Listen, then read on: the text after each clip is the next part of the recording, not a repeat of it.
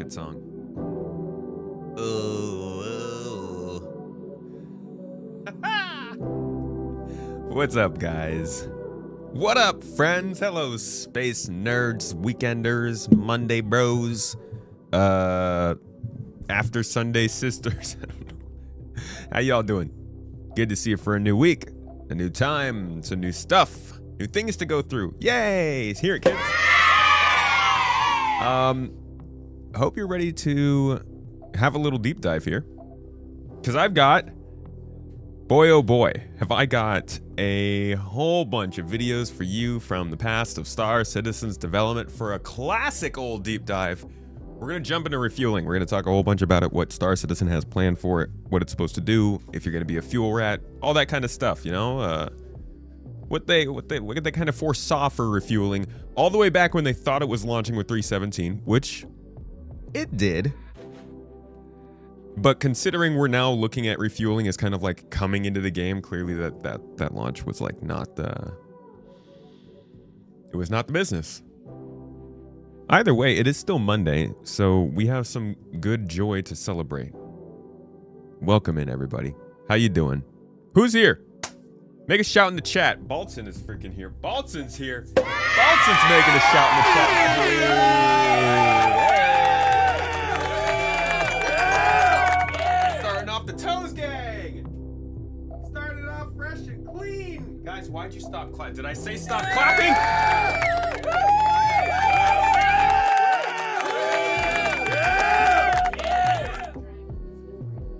Oh, look at that. Look at that, dude. Just freaking races. It's crazy what you can do when you have the right tools. Thank you, Baltzen. Jumping into the Toes Gang, starting off the week. Strong, hype, all the hype, man. I hope you had a good weekend. I have seen your wonderful work on the website.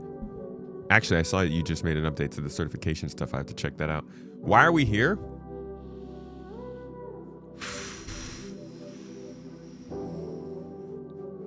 Bro, why are you asking hard questions? Just come on. I don't know, man. What's the meaning of life? Is it like 46 or something like that? 42? Asking why are we here?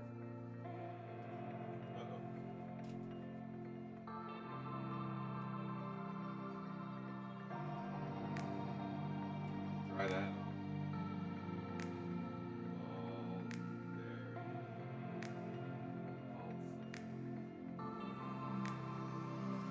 Yeah! You can't read that, can you? I swear. I swear if you look real closely, it does say Baltzen there. In the best kind of handwriting. Thank you, my man. Alright. Alright. On top of talking about some stuff, I've also got an interesting new toy to whip out. It's still family friendly, I promise. And I'm gonna show you guys something that a company sent over. Check out. So we'll be doing a little unboxing of this guy later on in the stream. This is the Gallion from Corsair. They sent it over. Check it out. It's not like a paid for video or anything like that. I don't have to say anything specific about it. But why not see if it can work out on the build? So we're gonna check that out a little bit later, and then after that, I was gonna talk about a topic that has been swinging throughout the community a little bit over the last few days.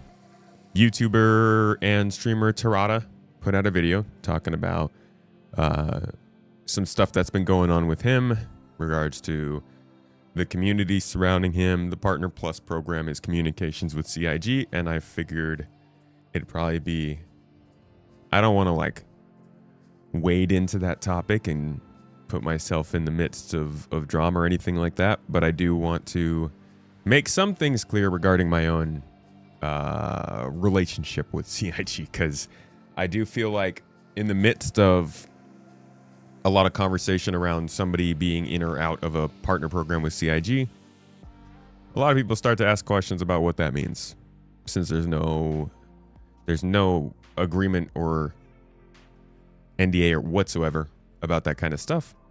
I can just literally tell you guys what that all implies. And figure that might as well, well, not all that it implies, but like the basics. And figure that might as well clear the air a little bit. Whip it out. I'm going to choose to not pay attention to any context preceding that sentence. Baldson, you've been hard working, trying to make it all work. You're excited for this project. Same, man. I'm excited that like you guys are feeling the passion for it. It's really freaking cool to see. Been years in the works, and now we are finally like really launching, and it feels good. Thanks for being a part of it, dude. Good morning, Tristan Jensen, sorry. How you doing? Pot Pocket, good to see you. Explosive Bolts, welcome in. Mr. Lurch, the shiny master. What up, dude? Irredeemable Mock 07's Bud, Nesville, Maverick. Hello, guys. How was your weekend? Mr. Rogue Citizen, good to see you. Lurch Lord. Leo Nim. This is a reminder that the crossbow is coming in 4.8. You're whispering sweet nothings in the Lurch Lord's ears like that. Mr. Juke Sky Squawker. A freaking legend. And my man PKP. PKP!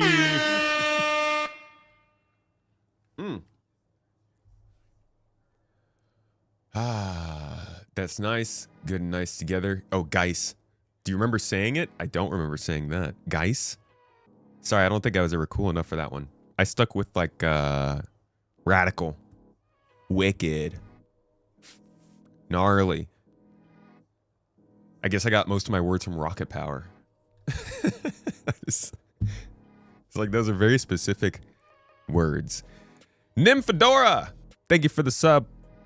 Appreciate you. And so does Mr. Bezos with the Prime sub. Thanks for stealing some of those Bezos bucks away from them. Passing them over to us. You know, we obviously needed it much more than y'all flying spaceships out here. We're flying spaceships. That's... and they look a lot cooler. Less phallic.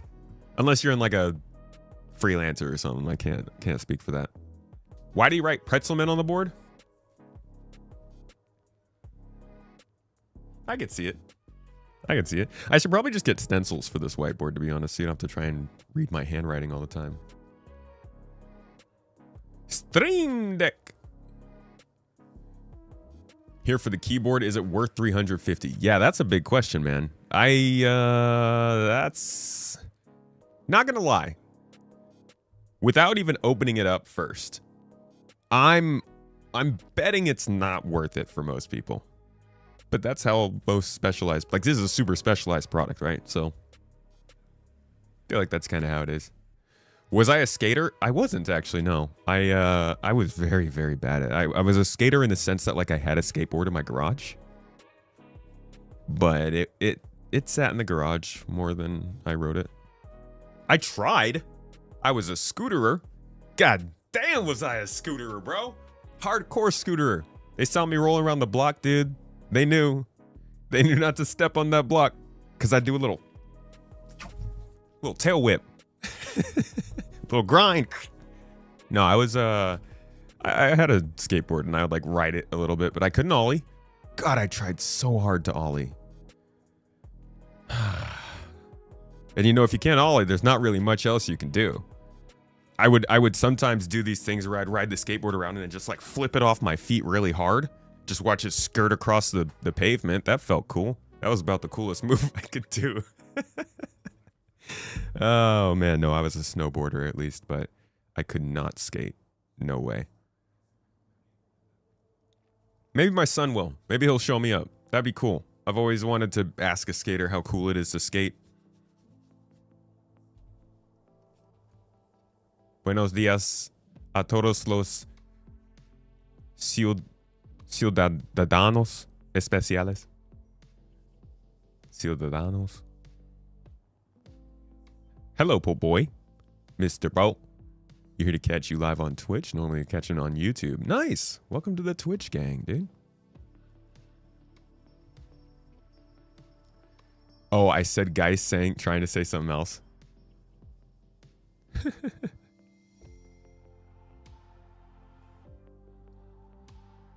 Alrighty. Let me catch back up. Happy 420. Blaze it, dude. We've got a bit of a pregnancy here, so that's not... This is the 420 where we don't blaze it. Just get you a magnet with my name on it, and you could just... Dude, I should start working on some magic tricks where I just like... Whoosh, and the name appears on the board. That'd be sick. No, someday I do want to get like... There's a streamer, Nutty. You might have seen him. He has a lot of really cool, unique stuff. He programs himself. And he had this receipt printer. And when somebody would do a sub, it would print a receipt he could put up on the board. I want something like that. Someday. I mean, you scooted around the block? I scooted around the block. Scooter Boy. What's that song by Lupe Fiasco? Kick Push? Yeah, I was actually about a scooter person. That wasn't about a skater. They like to think it is. You kick, push, and hold on. That's what he's talking about. Oh, yeah? You think you're a hardcore skateboarder? Tell me how many threads were in the screws on your board. That's right. That's right. Good morning, Mr. Moisturization. Welcome in. How you doing? Welcome in, welcome in, welcome in. It is our 9th anniversary, yes, of not being married but being together, which is arguably more important because it's 420. You can tell we clearly planned to start our relationship on 420. You going to Bar Citizen in Seattle? I was not planning on it. Whoops. No, no, no. Stop that. Stop. I'm back. I should lock that.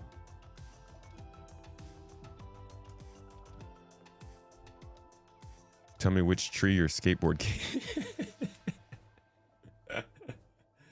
Which tree? All right, so I figured we'd start out today.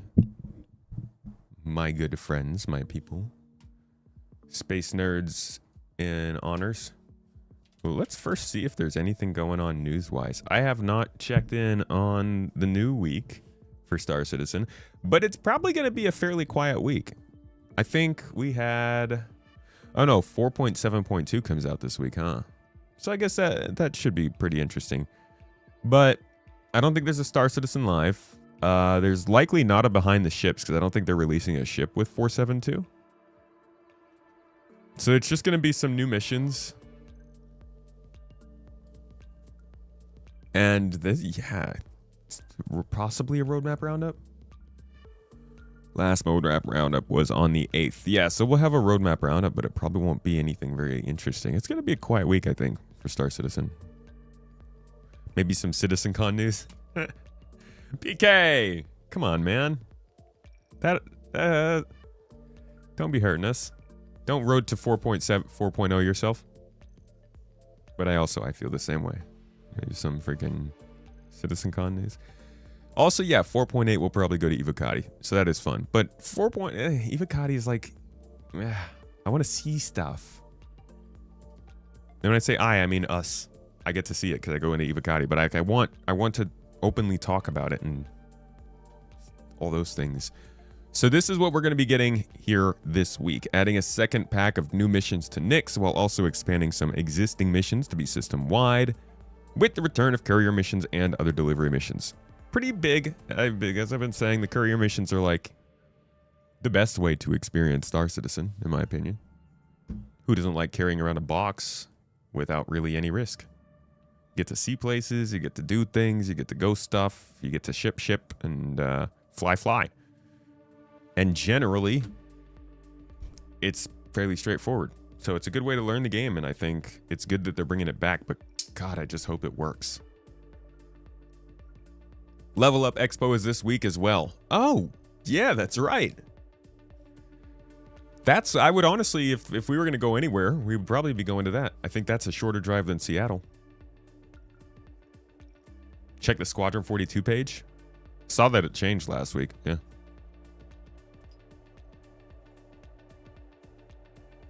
Call us when we care. Evocati noise. Am I right? Well, one of the things that we're seeing coming from some of the old leaky faucets regarding the upcoming 4.8, just like a little detail, is just that we can see fuel being balanced. So in this talk we're about to have about refueling, it's going to start to become a lot more relevant, the idea of what do you do when you run out of fuel. It's not that common right now, but make no mistake, they're gonna drop down fuel sizes for us. They're gonna probably raise fuel consumption rate. It's gonna be a whole thing. Otherwise, how do you get your fuel rats? That's gonna be the funny part, man. We're gonna have a whole nother wave of people being like, ah, it's more tedium. Why do I have to refuel my ship? You're like, dog, this is freaking Elite Dangerous does this, man. Ooh.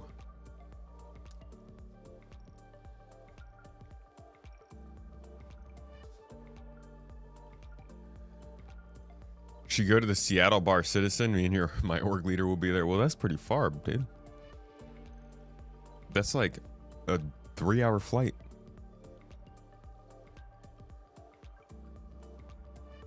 Just backspace and claim. Well, duh. Fuel rats really just come to blow you up so you can respond faster. That's how we help.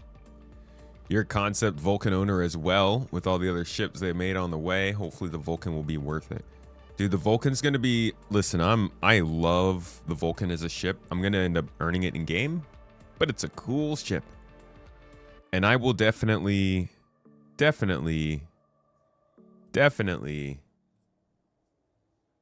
advocate for that ship having to wait longer. Yeah, if that ship had come in earlier, that would have been, not great. I thought you were West Coast. I am, but the flight is maybe not 3 hours. I think it might be 2 hours, but that's a flight. West Coast big. You can see their points when they haven't given us making and sharing map markers or social tools, but they are going to make us refuel. Well, that's the funny thing is in one of these talks, they actually say that the next thing they're going to be doing in refueling after dropping it in for this first rather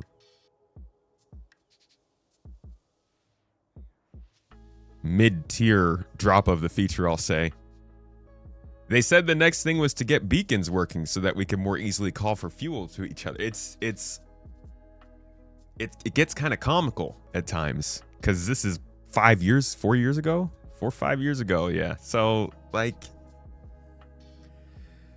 you can tell when you're looking at stuff like this that it's not much of a problem with the devs, right? The devs are going to work on whatever you tell them to work on. But holy crap, the direction at the top was just so freaking meandering. Just the way that these features were dropped in an alpha implementation to be like, okay, I get the alpha approach. You drop a feature in, you make sure it works, you move on. But there didn't really seem to be this understanding of like, we dropped this feature in because we need it for the next 2 years of other, like the dependencies that they needed to hit were never getting hit for the right things. They dropped in refueling, and then they were like, okay, we need beacons. That made sense because you also need beacons for things like medical and for partying up with people and for delivering boxes and for refueling. So it made sense that they'd work on beacons after that. But here we are 4 years later and still no beacons. Oh, boy. You pulled your Vulcan CCU from buybacks a few weeks ago. Definitely a must-have as a quick grab and to go help friends. Yeah, it'll be interesting to see how the drones work there.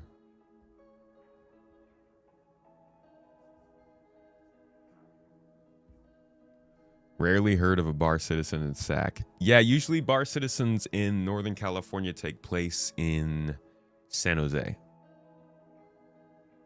Because it's like you have to set it up. CIG doesn't generally set those up. Gas harvesting? Sounds like a joke my niece would make. This is no alpha. It's a bad program to manage service game. Call it whatever you want, man. I don't really care about semantics anymore. I'm past it. it's a digital environment. Basic as that.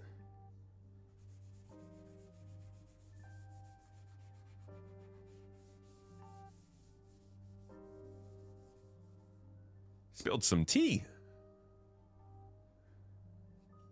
You love your Vulcan, but you think it's a post 1.0 ship. What? No.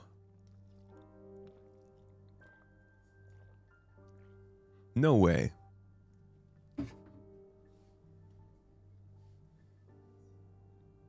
Yeah, Sacramento Sac. All right. Let's start. I think they might have a page for this actually on their own website. Let me see. Toes.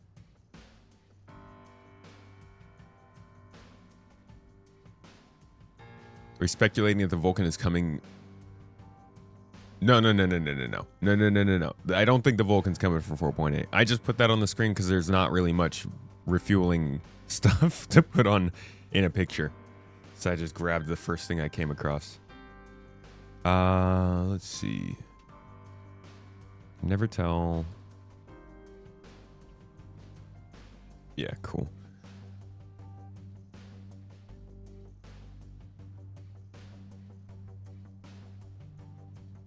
You don't see player drones before 1.0?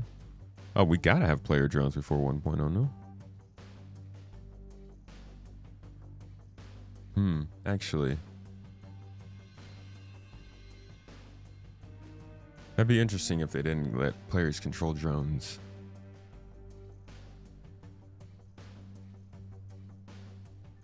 Hope so. All right, let's talk about this though.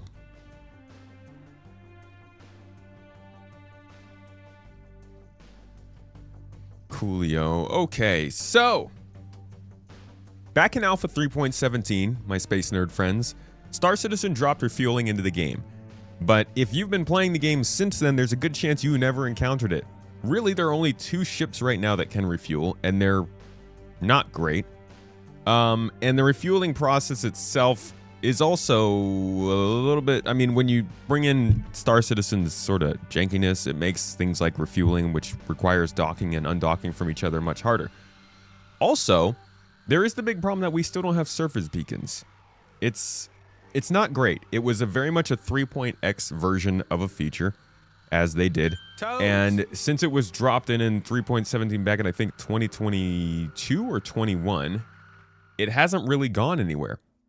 So now with 4.8, we're seeing them bringing up refueling improvements and focusing on it pretty heavily. Some people are calling this the biggest patch of the year, potentially. I think it's far too early to call that, but it's no question that bringing refueling into the game is going to change the game quite a bit based on what they've said they want refueling to do and how they want the game to play. So I've pulled together a bunch of videos about how they've talked about this feature over the past several years and how they're implementing it first, into, just close my tab, and how they were first implementing it into, come on, bring it back. There we go. Into the game in Alpha 4.8. If you enjoy these kind of deep dives, we do them all the time right here on the channel. You could subscribe and check out more. If you want to come and join us live and have some conversation, because we oftentimes go down some tangents during this, check us out. Usually Mondays, but Wednesday, Friday, Saturday, all the best days of the week, you know? Trying to aim to give you some more context, let you know why the heck things are happening in Star Citizen and where it's all coming from, because there's too much history in this game to follow it all. Now, the things they say here might not all be exactly what's going to be the case going forward. It might be that things have changed, but this should give us at least a good idea of where they want to go. So starting off in 2021, this is the EUPU gameplay team. You can see that Torsten is here. He's very commonly involved in a lot of the big features, generally around industrial gameplay. But also you have, I think, what's his name? Let's say it reminds me of a Todd. Don't remember his name though. And then, gosh dang it, I'm really slipping on names today. Can't remember his name, but he has moved on from the company since then. But these guys are talking generally about industrial gameplay and get into some refueling. So we'll listen in here. There's Tree in the chat. He could probably tell you. Last question on refueling before we move on. Ground vehicles. Oh, this is yeah. So this was about refueling and ground vehicles. Quick and easy answer. Are refueling ground vehicles ever going to be a thing? I mean, do they even need gas right now? I don't think so. It's also like, I don't think they have a fuel right now, do they? So, but the good thing is, so once they would have, we could have a solution to that. It's not a problem. Once we do this, I think we will have to see how docking between two land-based vehicles will work, because that influences this. But once they start having proper fuel, I don't think it's a problem of bringing your tanker, whatever, truck next to your friend's whatever tank, and starting a refuel process. We'll have to see, because a lot of this refueling work means standardization of fuel ports throughout. Right now, what was it? How many ships, Thorsten? Do you remember how? No, it's but I think it's above 160. Is it? Exactly, somewhere there. It's in the hundreds. By the time we get this, probably we'll have vehicles in the hundreds too. So. That's where the problem comes. The system we can develop fairly quick. I remember that always threw me off. I was like, what, vehicles in the hundreds? We don't need that. But I think maybe he's a little tongue-in-cheek. And especially if we have ship refueling already done. I'm not worried doing it for land vehicles, but it will be retrofitting all of the land vehicles to have fuel ports. For example, for the ships, we're doing this right now for ships. And we've gone, well, what does make sense? And where does it make sense on every ship? And we found a very good logic here. Is like, if it's pretty much facing forward, we're facing towards that same direction as ship forward, and if when that boom arm comes is in view of the pilot, that is pretty much the best position you can get. So you always get that view of the boom arm coming, approaching. You can kind of go left. Actually, the interesting thing about that he's talking about is that there are generally 2 fuel ports on a ship. I don't know how strictly they're sticking to that standard, but a lot of them do have 2 fuel ports, because you are supposed to be able to fuel from while you're flying around, like we're used to with docking to docking, like we're probably going to in this upcoming feature drop in 4.8. But then there is also what you would expect when you're in a carrier, in an Idris or something like that, which is, see if I can find that here. So you can see an example of it here in the squad. These tubes. You see this? See how he's dragging it? And believable an experience as possible. This used to pop up in the monthly reports back in like 2022, maybe 2023. Some of you might remember they were working on rope tech, which is another one of those things that people were like, space game working on rope tech, bed cloth tech, and you know, it's a thing to complain about. But I do think it is being used in these kinds of situations where there will be some kind of hose that you have to connect to refuel. This could just be a Squadron 42 specific thing, but like I said, you will find fuel ports in places that are accessible by FPS like this. So I think, even though we're probably just going to land inside of our Idris, use the Mobi-Glass menu, and refuel our ships right now in this first release in 4.8, eventually you'll have to actually plug something up. Maybe. I'm taking everything with much larger grains of salt, as I see the way that they are starting to pull back on some of the more immersive elements. Arctic, thank you for the 29 months subbed on the channel, dude. I appreciate you. Much love to you. I hope you're having a good day, a good week, and a good month. It's April, man. It's almost May already. It is 4:20. Hello. Landing in someone's Idris makes you happy. Refueling is happy too. Liberator ILW. Landing in someone's Idris, happy. Refueling, happy. Liberator, happy. I don't see why they wouldn't. I hope we get it. Can you take off with the hose connected? It makes for good YouTube videos, huh? Somebody driving away from the gas station with the thing still plugged in. Oof. Oof, dude. You know what I do a lot that's embarrassing like that?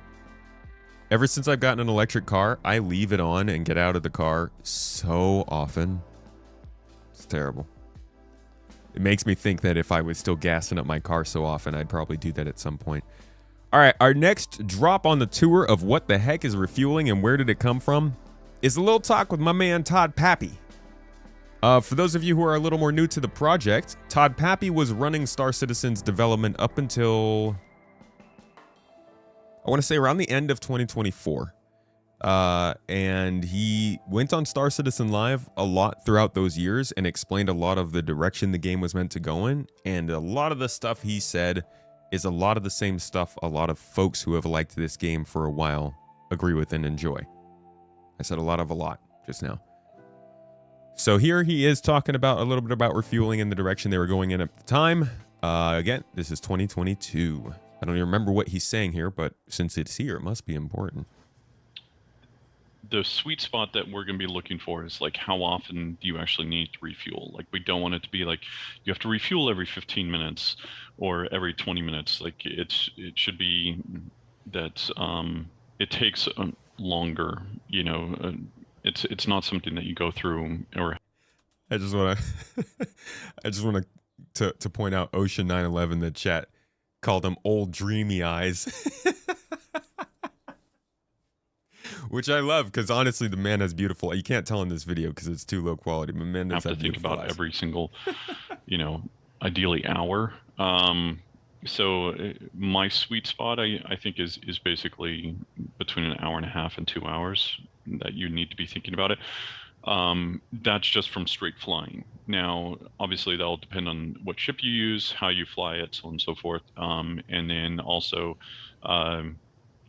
if we're talking about quantum fuel, then it also depends on how far you're jumping, where you're jumping to, so on and so forth. So, like, I think that we are doing a rebalance, you know, for it. But again, I think this will be our initial stab, and then from there we'll do tweaks and tuning, you know, as it goes. And it might be that we're hitting very specific ships afterwards, or it might be, you know, we just do a kind of general rebalance as well. I think this is going to be the name of the game for everything Star Citizen related that was added in 3.x. We're now going to see this kind of 4.x version of the same thing. From refueling to mining, probably salvage, all of them are going to start to see these more advanced improvements coming off of the back of systems like engineering coming in. We can talk a lot about how disappointing engineering has been as a gameplay, but key to remember, engineering is gameplay that exposes the resource network. The resource network is not the gameplay. The resource network is the system. And even though engineering is, it needs some work, let's be honest. The resource network that drives it is still what's letting them start doing more of this stuff that's refueling, probably going to let them do more stuff related to the bases in Starkitect when that comes in. Seriously, keep an eye out. I bet you when Starkitect drops, they're going to try and highlight the resource network being built into it and being able to do more missions in it, because they're yet another kind of a 3.x style of drop was probably one of the last. Oh man, these missions, location repair missions. These were dependent on the resource network, but the locations they're supposed to be in were not ready for it.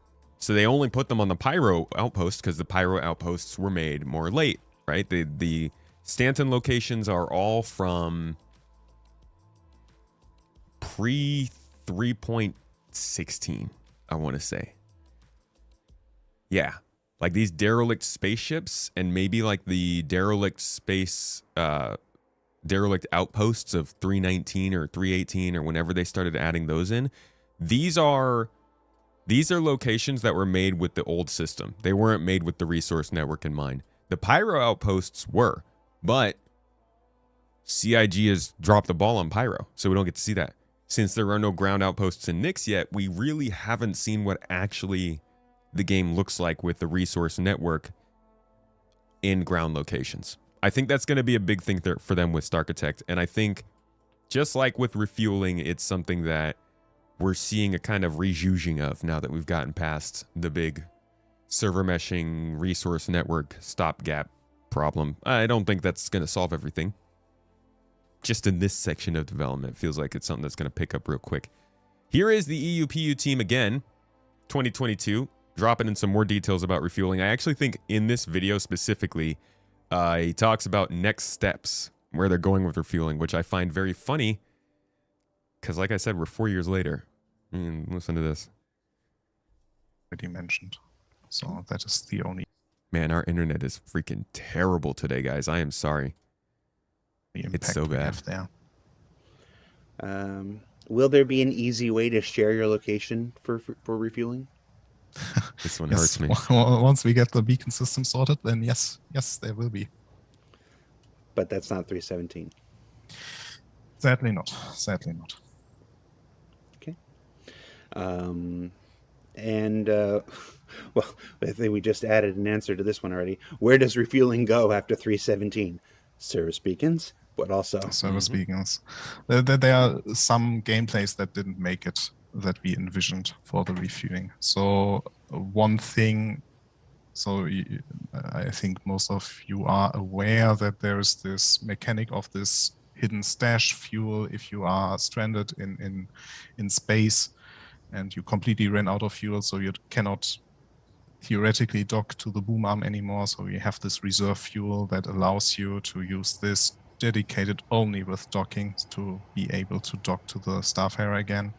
This is just something there because we didn't get the tractor beam right. So there's supposed to be a tractor beam functionality that can pull you in, as well as we envisioned more direct nozzle control, because right now the nozzle is very static. So it's a stiff nozzle, but we also wanted to have some direct control over that. And tying to that, we also wanted to make it more interesting in flight for the player attached to the Starfarer, so that there's a tension gameplay. So if the forces to one side or the other are too high, you as the attached ship have to maneuver against them. So this is something that we also wanted to have there, but it didn't make it for T0. So a lot of that is included in what they're bringing in 4.8. Basically, when you look at these things and you fill in that gap, you can see that it's the same people, right? Generally the same teams working on these features. And in 2022, they worked on it, and they basically took 4 years off because now they're getting to those next steps that he's talking about. But this is how you connect the dots with CIG and everything they say when they say it's about the priorities and we're working on this because this is what the priority is, and that's not in development right now, but it is going to come. This is how it always works. They say what the next steps are, and it could be 3 weeks from then, it could be 3 months from then, it could be 3 years from then, but eventually it does. Well, a lot of the times it ends up coming back around, but ultimately this is I think gonna be how a lot of these features go. And this isn't the last time, they're gonna do this, touch on refueling, we get to see what it is in 4.8. It will probably be lightly touched on from there going forward. I think they are getting better right now at bringing in features like engineering, and not LAMP, but some of the more in-depth features, and slowly kind of iterating on them patch after patch. 4.7 did see some engineering improvements. 4.8 likely will as well, and so on and so forth. What else is there, though? What else were we talking about? I think this is we got Mr. Pappy on here again, 2022. What's he saying about it refueling in this one? With refueling coming to 317, will we see any NPC missions that involve this type of gameplay? Not for this release. I mean, considering right now we're still getting the feature. We're basically finalizing the feature right now. Like, we're putting the finishing touches on it, and then with a a lot of the AI focus being on S42 right now. Like, this is one of the things where, with our kind of adjustment more towards S42 focus and getting the feature teams working towards that stuff. And with S42, they need, a lot of different things that we need, meaning like, planetary nav mesh or AI, or basically AI flying in, landing on planets, reinforcements coming off, these types of things, things that are a little bit more combat focused. So that's really where a lot of their energy is going into. If we do this, it would be one of our feature teams on the PU, helping to build up those behaviors and working that out. But right now, it's not planned. That's because everything was squadron focused for the last 4 years. So now NPC missions becoming a thing in refueling could potentially point towards people having actually moved over to squadron to take care of this stuff. Probably something that many of you have assumed so far, but it's nice to be able to start to get real, tangible, one-to-one examples of where we see Squadron 42 devs starting to move over to Star Citizen and how that's making a difference in the stuff that they're delivering. Let me see if there was anything else in here about refueling. I think I answered. Ooh, that's an interesting question. But it doesn't have to do with refueling. We can come back to that later. Blame it all on Squadron. Blame it on the Squadron.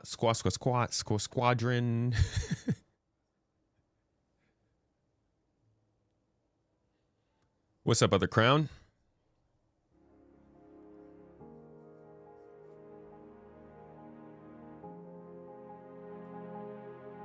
Oh, I think he meant finishing it up, like finalizing it for 317, which, I mean, it worked.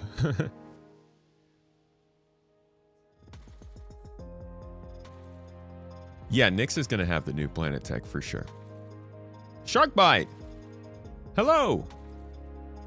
Hey, dude, didn't you make the character in-game? Kind of lost that file.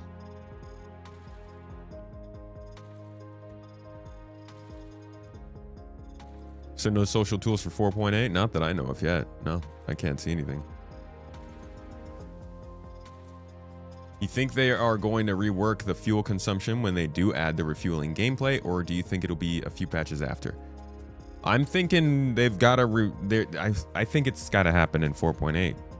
I hope it does. I'm hoping we get an entire new refueling guide, with information on fuel rates and how refueling and fuel consumption in the game is going to work going forward, in the same manner as the medical guide we saw when that happened, or the cargo guide that they just added in not too long ago. You think it'll be a few patches after? Ah, man, I hope they just do it in 4.8.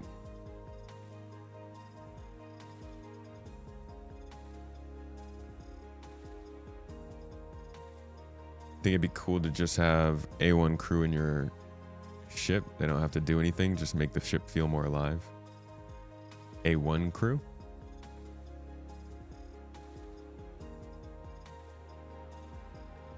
CIG posted a request for org promotions for 4.8, so that will not make it for sure.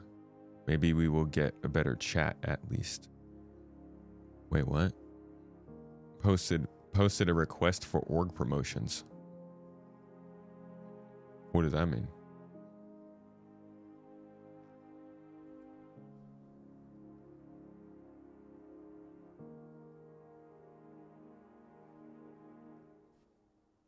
They aren't going to rebalance it at all. I don't know. They've seemingly made some pretty big changes to fuel tanks and like flow rates of nozzles for 4.8. Well, I guess we don't know if it's for 4.8. It's just in the data leaks, so it could be future stuff. Welcome, everybody. But it seems like they're at least slowing rates down. Tomato will be with you shortly. Gallion. Just the man I was looking for. Come on, dude. Let's hear it, kids. Come on, guys, give him a cheer. Freaking Gallion bringing in the fans, the people, the folks. Hi, everybody. What you doing? How you doing? Good to see you. Listen, Gallion, I really was hoping to. Oh, did he have to go? My man going getting cooking already.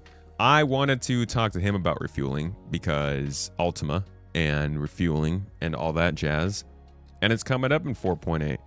I am hoping that we can have a good chat about what the heck refueling looks like in the game and where it's going from here, because he's the first person I think of when I think of refueling in this game. You must be watching the wrong pipeline. You haven't heard about these leaks? Sounds interesting. Yeah, I don't know. I think they were coming from Danny, potentially, rather than pipeline.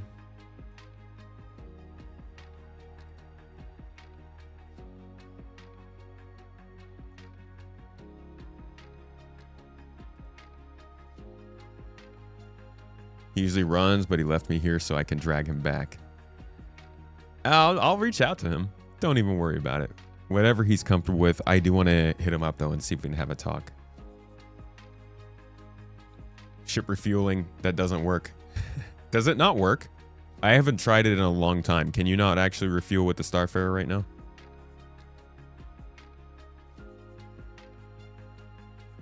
This could be support for the fleet stuff.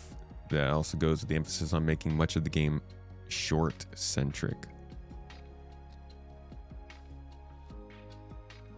Let's see. What was the next thing we were going to look at? So this was talking about refueling. Oh. My capture card froze. Man, what is going on? Okay, that's weird. No, my whole OBS froze for a bit there. This is another update that we got. This was last year. No, 2 years ago. May of 2024. A little bit more of an update on refueling in the direction they wanted to go in with it.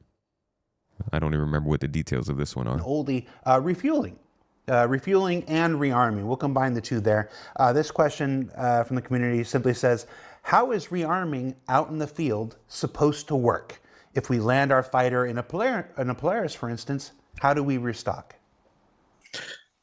So if you run ballistic ammunition, we will allow you to restock the ballistic ammunition. Just to confirm, I'm seeing in chat that Bite Size Hobbit and Gallion were doing refueling on Friday. So it works. Sounds like it might be glitchy, but there's something working about it. Hello, Luna Maria. Welcome in. And the way that it will work is you will buy ammunition containers that then you will use to refill the pool of the ships that you either landed, or if you... A heads up, this is also something that we're seeing in a possible upcoming patches. Ship ammo is now starting to be delineated by size. So that's probably in preparation for loading ships. You can now basically keep ammunition in boxes on the capital ships. And then when you land a small ship inside one of those capital ships, you will be able to use the same service as the Mobi-Glass in a space station to rearm your ship from the cargo grid of the capital ship. So there's a little bit of logistics starting to come into military operations, and they're building it specifically for this new PvE fleet battle they're bringing with 4.8. But this is all the way back in 2022. And you can see, once again, same names, same faces are talking about this. They were working on other things. Torsten was very, very in-depth for engineering for quite a few of these years. So you can imagine it took him away from refueling, which clearly is the kind of thing that he's talking about even now. So that you can kind of connect the dots here of how this went along. But refueling and repair clearly pretty closely related. You even have like a capital ship or a bigger ship. You will be able to put those boxes with the ammunition inside. Right now, it's a dedicated slot, but it's subject to change, and then it will basically drag the ammunition out of it, and then basically put it to the pool. One change that will come with that is that we will. So this is something that is coming sooner than later, which is we will unify the ammunition size, and that's just for the fact that we don't want to have you bespoke ammunition, for example, for your bearing Gatling. But we want you to share the ammunition between different weapons that share the same size of ammunition. For example, a size 3 Gatling uses the same round size as a size 2 repeater, and it uses the same size as a size 1 repeater, so you can plan your loadout accordingly if you So that's what I'm talking about. We're actively seeing right now. just in the want to leagues. buy one type of ammunition for your ship. And what about for things like bigger things like missiles and torpedoes? Yeah, we already started with that, right? So the tractor beam detach attach was the first step already for that. So the following steps are then having these. I think I don't know if it was ever put out, the images of the. I might be leaking something now, but there's Go ahead. like we had those Leaks. missile racks that the mobile missile racks that you could push into vehicles. So these might also see the light of day at some point. Yeah. No, I don't. Dude, I haven't heard them talk about that in a while. Getting to rack large ammunition or weapons so that you can easily pull them on and off and into other ships. Because the method of putting torpedoes on the Polaris right now is basically you have to carry it all the way up the ramp. It'd be nice to have a little pallet meant to carry multiple of these things I don't around. remember if we've shown those other, but that's been an idea that's been floating around development long enough that we can share that. Basically, the idea of storing missile racks inside your vehicles that you can then, when the ship lands in something like the Polaris, you basically go and reload and stuff like this. There's also, I have no idea if it's out yet or not, but Tyler will have a post on Spectrum later today concerning some of the weapons for the Retaliator and some of the missile counts for the Firebird. So I don't know what the details are specifically, but check that out. There's some improvements coming in a 323.1a patch or 2. Again, the specifics elude me right now, but but I know that the Firebird is look out for that. If that hasn't posted on Spectrum yet, it'll post later. And then trust him for the details, not me. Are we like Last time we saw that was CitizenCon 23. I think this is so this would be the next likely time to after see that. missions for refueling? So this is the refueling mission in question again, but this is only 2 years ago. So the question changes a little bit now. Before they were talking about they needed to get rid of the squadron roadblock. Let's see what they say this time. Why does my freaking capture card keep freezing?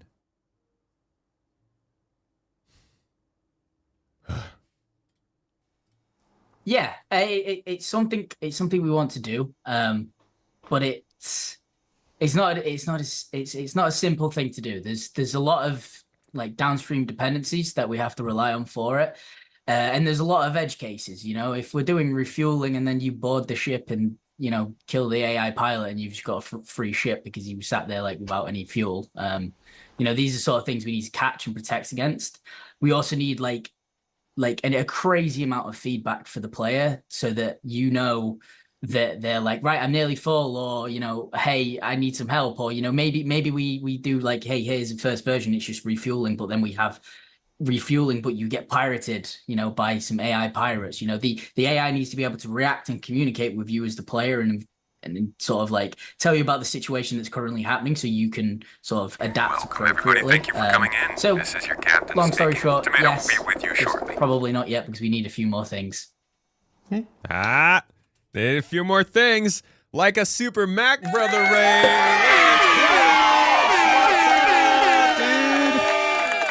All right, shut up. Hey guys, welcome in. Thanks for joining. How you doing? Good to see you, Mac Attack. We're just making fun of Elliot, to be honest. We just like to put him on the screen every once in a while and laugh for a bit. Kids, come on. There you go, Elliot. Ugh. No, but we're also talking about refueling and looking at everything we know about it, what's been happening with it, what their plans are for it, what it might look like when it drops into the game next month, as they're saying. So this is an interesting one because he's mentioning how the missions for fueling are going to depend a lot on the NPCs actually being smart. And y'all know NPCs are still pretty stupid. So it's going to be a moment definitely, when these missions get dropped into the game next month and we do see whether or not the NPCs can perform as he's saying they need them to perform for these missions to work, or if they're just going to kind of shove the missions in and see how they go. I really, really hope they don't do that, because reliable refueling NPCs means you have more people that are just out there looking to refuel people, which means naturally you can depend more on players to also help you when you're out stranded, which just improves the whole point of the game. I'm really hoping that they can pull this off. Just probably not yet, because we need a few more things. Okay. What'd you do to Araka? Araka in chat says, please don't let this guy do missions. You got timed out by Knight Rider, but... Go on, Knight Rider. You making friends out there, Elliot? Always. Everyone loves me. If you go on camera, you end up having more and less friends. I think this is probably the last, second to last excerpt we have of them talking about refueling. This is just 7 months ago. So in 2025, just a quick check-in with the vehicle guys about refueling plans, I imagine. About rearm, repair, and refuel from a hangar inside a capital ship, like the Polaris or Idris. So this is one I can talk a bit more about. Like, this is on the feature team schedule to be delivered in the near future. I'm not going to give a date, and it's good call. Required as part of some other planned content, where we're going to allow ships to land inside, select other ships, and then be able to refuel, rearm, repair on board those ships using the parent ship's resources. So if you've stocked up your ship with, RMC and hydrogen fuel, the ship that's landed in will, at this moment in time, it may change when it releases, use the existing Mobi-Glass repair rearm screen and go, I want to repair rearm, and it will take it from the resources. And I think. Go ahead. Oh, go ahead. I was going to say, I think it's not technically like blocking us from releasing any ships apart from, I think, the Crucible. If there's others, I can't remember them right now. But I do think you mentioned the Crucible. A lot to. Oh, thank you. The like the kind of the bot crew experience that isn't just focused around. Well, I guess it is still sort of related to combat anyway, but I think it will it will still add a lot of kind of gameplay to some of our larger kind of multi-group ships. Now I do want to clear up stuff, folks, for Kemi. Hey, Kemi, been a while, and folks who are saying Ironclad and Crucible and stuff. No, this is what John said, and I want to reiterate this here. Select hangars of existing ships. This isn't something for new ships, although it is something that will apply and make things like the Crucible and the Vulcan. Oh my God! Watch it be like Lamp, where they bring it in for some of the existing ships, but then the big ships that need this as they come out, like the like the Javelin releases, but it can't do this. Possible down the line. This is making it so. Let's just take a ship with a big hangar as an example, like an Idris. If you have extra munitions, you have extra fuel, you have extra repair group or whatever sitting on your cargo grid, and somebody lands a ship on the same cargo grid, you can reload, rearm, refuel, and everything from that stock. It's not going to be every ship. It's not going to be every hangar, but there will be, like I said, it's on the feature schedule right now. And it's necessary for some of the interesting content that we have scheduled for the next year. So, know when, but it's on the schedule and being actively working on, and it's needed for some of the goals that the gameplay teams have. So this stuff's become more important because it's needed for the content they're delivering. I mean, it's definitely necessary for the game itself overall, but compared to the way that we were talking about things back here when it was more about, how are we going to help players get fuel? It's a lot of this talk. It is definitely now focused mainly on, well, it's diversified. You've got the hangar form of it that they're bringing in with the larger ships. You've got the actual ship-to-ship docking form of it that they're improving with the refueling here. And then also the missions that are coming in alongside that. I don't know what they're actually going to try and focus on when they release this. There's a lot of different ways they could go about this. It could be a full-on redo of the whole feature, and it looks and feels really good for everyone. It could just be something that's a little more useful for the missions they make specifically, and not so much for the sandbox. We won't know until probably I mean, Evocati's coming this week. So we'll start seeing this, or at least hearing about this from people who are in Evocati as early as this week. We'll probably see an Inside Star Citizen or something that's talking more deeply about this by the 8th of May, I would say. That week, probably. And likely a Star Citizen Live that talks a little more about it. But here's the most recent thing they said about it in Star Citizen Con last year, besides possibly a couple mentions in recent Star Citizen Lives.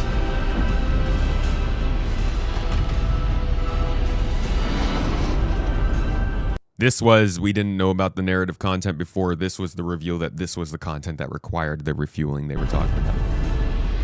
Once the power core goes down, the turrets come down, and then the capital ships can get closer.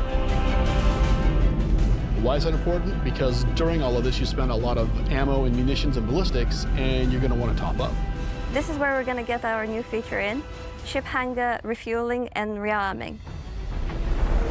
You're going to be able to land in the hangar of select ships and be able to use the same interface as you are right now at stations to refuel and rearm. It's specifically for ships like the Idris and the Polaris and other ships that are designed to have other ships land inside them. Of course, it'll be more than just those two ships, and you'll find out more once we get closer to release. But this is a really important feature that we're really excited to get out. We still haven't found out more, but we will soon. And that, my friends, is a deep dive into refueling and a little bit of rearming too. Just a kind of general, how are you going to service ships, maintain ships? And the biggest thing here that still annoys me to no end, I don't even think I have the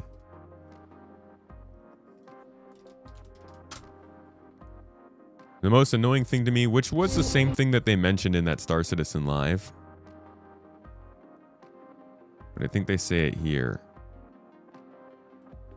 in this Inside Star as they have actually paid for. So if somebody has asked for 500 units of quantum, and you open the nozzle at full throttle, and send 2,000 their way, well, then most of that fuel is just gonna spill into space. You're gonna lose it. And so there's a bit of yes, people want somebody who's very fast and efficient, but don't burn your own fuel. Once the entire fuel was delivered to the docked ship, the attached ship can undock and both parties can have that functionality and refuel. Here it is. This is it. This always drove me nuts. That functionality, they will have to rely on someone bringing fuel. The fighter right now, all of the ships that, let's say, are basic fighter ship, they're not going to have that functionality. They will have to rely on someone bringing fuel to them. In our first iteration of refueling right now, we sadly don't have the quantum beacon set up yet. So if you run out of fuel, you ask for someone in chat who owns a Starfarer to come by and refuel you. See, that's insane to me. And it goes back to what I was talking about with the NPCs being in the game. If NPC missions work in this game and people know they're NPCs to refuel, then they'll go out in their Starfarers expecting to refuel them. But to say, go in global chat and ask folks who are flying around in their random specialized massive target of a ship to come by and find you after you've typed in the global chat. It's like the people aren't even in the ship. And then even if they were, why would they just fly to some random location? And like it could be an ambush in either direction. It's the craziest solution. And this has been the way that it's been since it launched. What, 5 years ago, 4 years ago? And it's absolutely crazy that we still don't have beacons. How are we getting refueling right now and we still don't have beacons to use them with? But that's probably why we're getting it with these missions, because if we didn't, there'd be no reliable way to still do it. So we'll see how it goes. This has been everything that we really kind of have seen so far in the development of it. I'm sure I've missed some stuff. We're going to get some more information next month for sure. I wanted to give you everything we knew up until now, especially the biggest frustration being there's not even a reliable way to ask for somebody to come refuel you. So the ball's in your court, CIG. We will see what they do with it. We had beacons once. Were they even refueling beacons?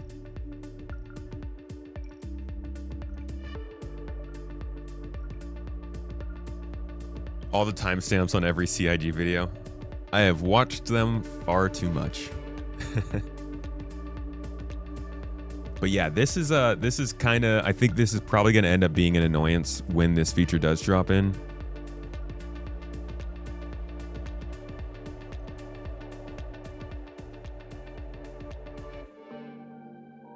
We're getting large group co-op missions with no social tools, no looking for group If you think functions. asking for fuel in global chat is crazy, did you see their Spectrum post on 4.8 and orgs? I did not. Their Spectrum post on 4.8 and orgs. What is it? Oh, is that what somebody was saying about the fleet battles? They made some posts asking about orbs. Orbs? Orgs. Praise the orb. Beacons don't stop pirates either. We need player rep to combat that. Beacons are supposed to be tied to the player rep, but I agree that that definitely needs to part of it. That's like another step, right? Without beacons, you can't even tell someone where to go. You can't even tell someone where the heck to go to refuel. You have to give them a party invite, which means you have to add them to your friends list. How do you add people to your friends list in Star Citizen, guys? You can't. CIG, what the hell? This is going to be such a problem if they don't fix it for 4.8. That's crazy. I didn't even think about that. The beacons are just the first step. Even if you message someone in global chat, they still can't find you. Because you can't add someone to your friends list from global chat. You'd have to go to the website. Dude. Holy shit, man.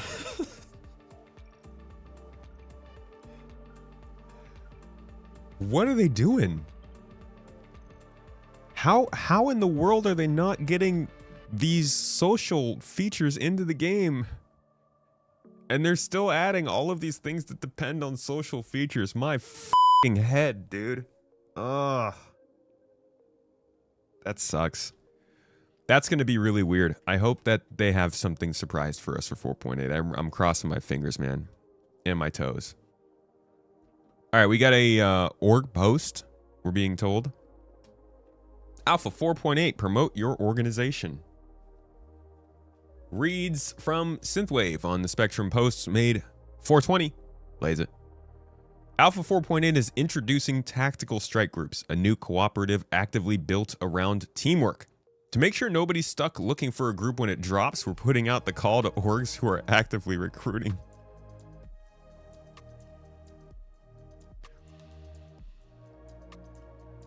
We'll be publishing an org spotlight comm link ahead of the patch to help players find a group that fits their playstyle.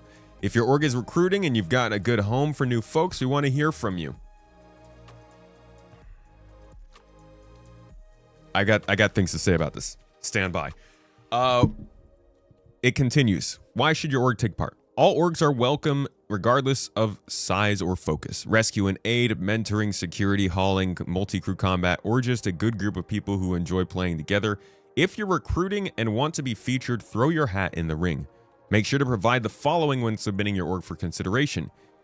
Email subject line, org spotlight submission, including the name of your org logo, a quick description of your org and its interest, why a new player should join, a link to the org page. Starting today, you have until April 30th to send an email with your org info to the following email address. From the submissions we receive, we'll choose a selection of organizations to feature in the comm link. We're looking forward to seeing your submissions. Thanks, and see you in the verse.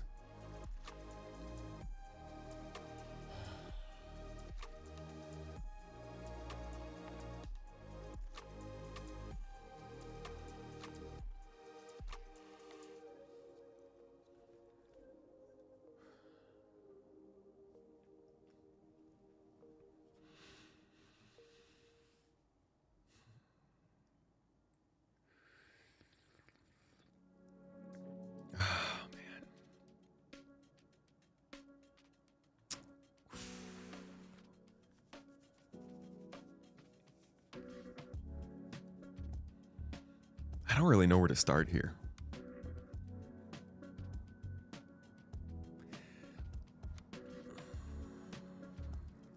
There's a there's this really great feeling around Star Citizen that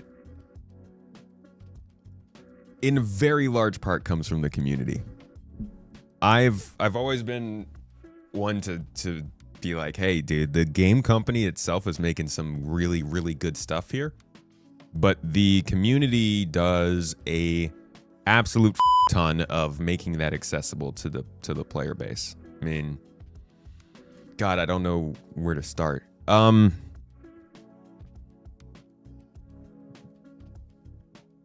organization system, dude, you could go back. Hold on, actually, I think Jared said it best.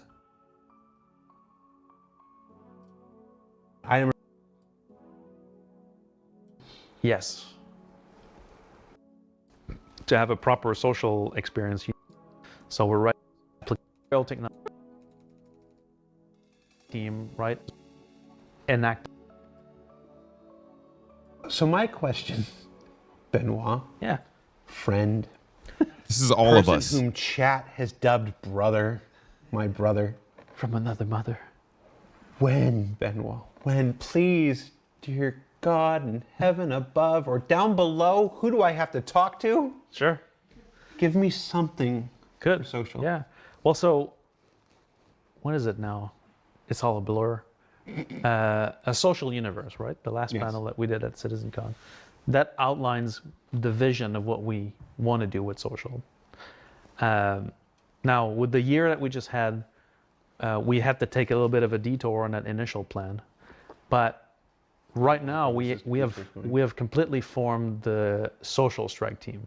And so a bit like the heroes team, right? The social strike team, its only mission is to execute this plan, right? And so so don't bury the lead. There is now an official dedicated team on this. Social strike team, yes. Okay. Exactly. And so this group is currently looking at all of the components that make up the social systems now, right? Fortunately for us, the work didn't stop on this side, even though we couldn't enact the changes in the game. On the back end side of things, there's been a lot of progress on social. And so even though the systems look primitive in game, their capabilities have grown quite a bit, even in 25. Okay, I'm going to cut him off here because we got to go back in history now. I'm going to get to a point here. Playback keeps freezing. I don't know what the heck's going on, man. I'm sorry. I don't know what. It's not my computer. It's not the internet. It's like OBS itself is just freezing for some reason, but only on certain parts of my stream. I wish I could tell you what the problem is, but I can't anymore. I can't. We've done every possible thing we can to try and fix these computers. But if we go back to one of these really early Citizen Cons,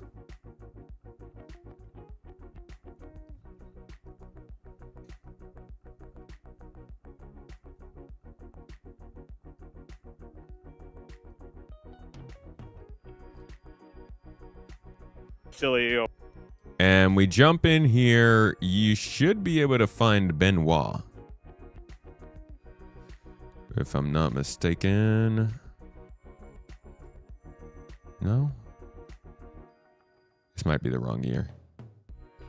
He might have come on in 2015. I think it was 2015 he came on.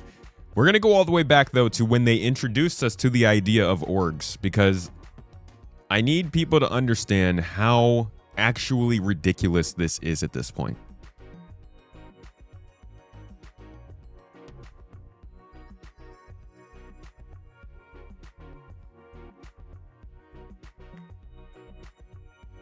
Here we go. And I know, it's Space Tomato, right? He's just a shill. He doesn't say anything bad about the game. No, never. But I'm not the only person who's feeling this way at this point. I don't know what freaking demo this was. Maybe it was 2013. Could it have possibly been 2013?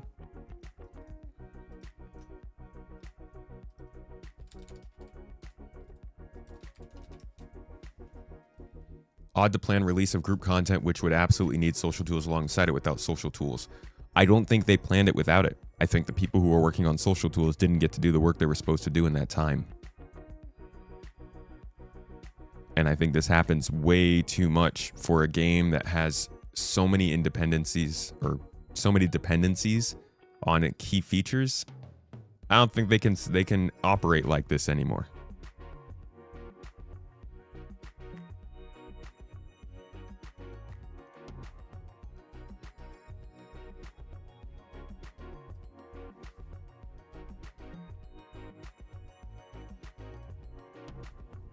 Sometimes, unfortunately, this stuff does take me a while.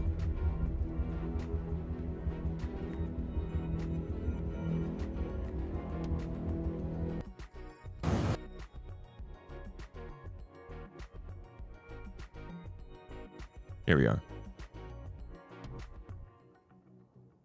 So this was when we started to get told a lot about how the online platforms were going to develop. Let me see if I can find a year of work and labor of love that left our contemporaries. That means we did not go the classic route of building an application in a low level. So if you're watching a thread in organizations, access it in there, create a lobby, and boom, you're done. Hit the ground running.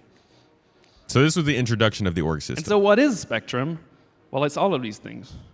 It's real time, it's modern chat, modern forums, it's private group messaging, online presence, notifications and alerts, touch sidebar, party system, voice channels, voice chat and notifications all into one. And so this is what the dark team looks like. We can switch to the light team in a pinch.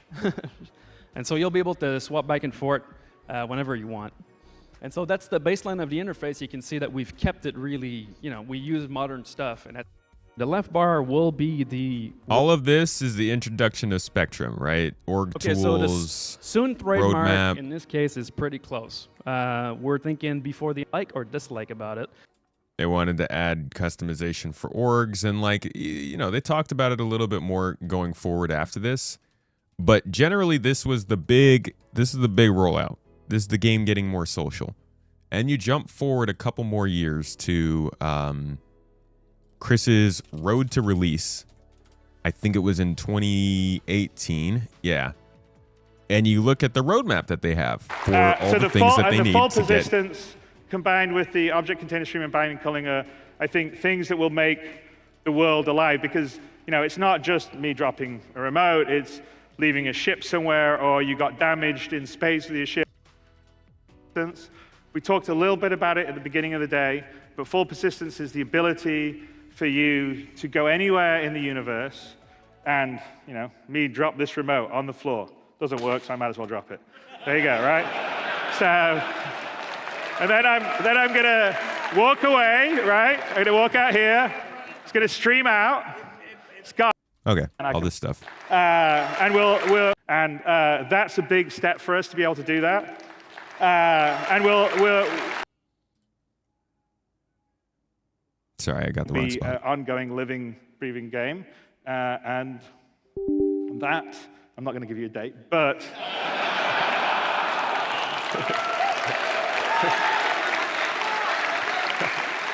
but you can watch on our roadmap as we develop it, and just watch for that, because us internally, those are what we view as our sort of cornerstones that we need to get to. And yes, there's a lot of other things that we've talked about that we're also working on.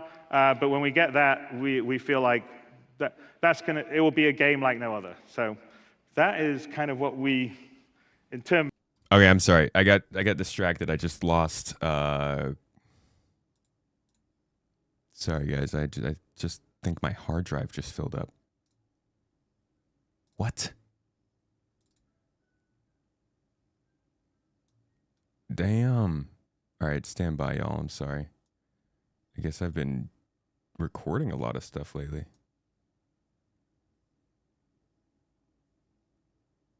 Huh.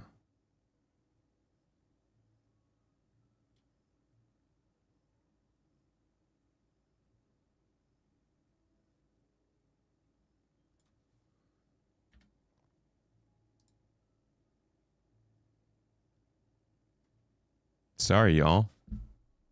Take care of your hard drives.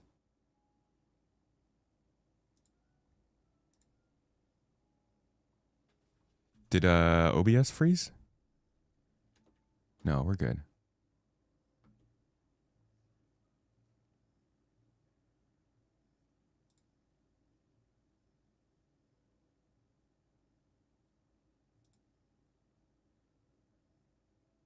Damn, sorry about that, guys.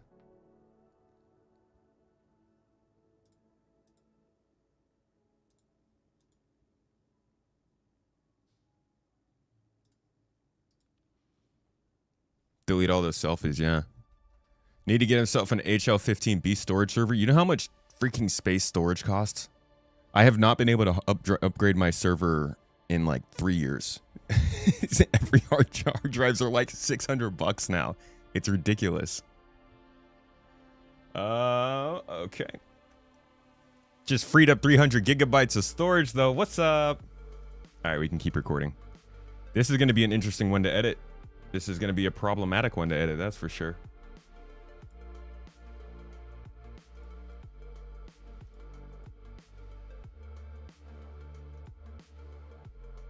All right. So, where was I? I don't remember where I was. Oh, you notice he was mentioning the organization system here. This was also, again, just part of the idea of what would lead to this game's release. He included this 64-bit precision. He included ship purchasing and rental, you can see there. Server meshing was on there. The persistent system was on there. All these things are on this list. But the only thing we haven't gotten yet is organization systems, is social tools. They've literally said, features, features, features. The community can hold their own. They can do all the things they need. We're in right now that can afford to spend $10 billion on a nuclear carrier. But we that will take, and that shall be in 3.3. So then the next big pillar, and there's 12 pillars that Aaron, Tony, Todd, myself identified that we felt were really important. And the organization system, so this, we already have a version of it online, but this is the organization system inside the game. So you can get your org mates together, you can do things like assign out roles or missions or cost share or revenue share, specify ties for the group, or however you would like to organize it into different pods or modules for communication reasons. And we want to move that in, so build it further out on the website for some of that stuff, and then bring it across into the game, and you have all that. So you and your friends can create your organizations or groups as small or as big as you want. And that brings us back to this post. The fact that they're asking us to promote our org, the fact that we have to send in the information so they can see which orgs. I get that they want to get some like engagement out of it. They want to see who's actually active and trying, but they should have all this info because we've had an org system for years and they haven't let us bring it in game. So we've been dealing with it in Spectrum. And I think it's genuinely an embarrassment to put out a call for people to advertise their orgs because this game doesn't have a way for people to play together.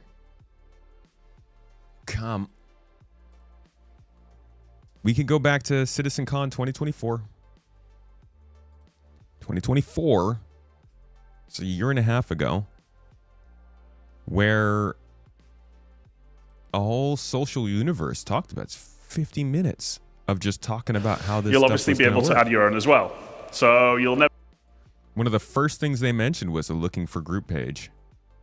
Easy for you to find interesting and engaging gameplay. It's basically player-powered matchmaking. So if you are looking for more players, just go in here, advertise your party, give it an informative name like Ben has done here. Let's play as combat fun times. And you could even set things like a specific contract that you want to play, or roles that you're looking to fill. Maybe you need gunners, engineers, pilots. Meat shields. Maybe that. You could also limit the number of members. This is literally what they're describing here. They're like, we need rescue, security, hauling, multi-crew. Yeah, dude, it's so embarrassing, CIG. Why are you doing this? How are they giving us this a year and a half before they then come back and ask us to build the groups for them outside of the game.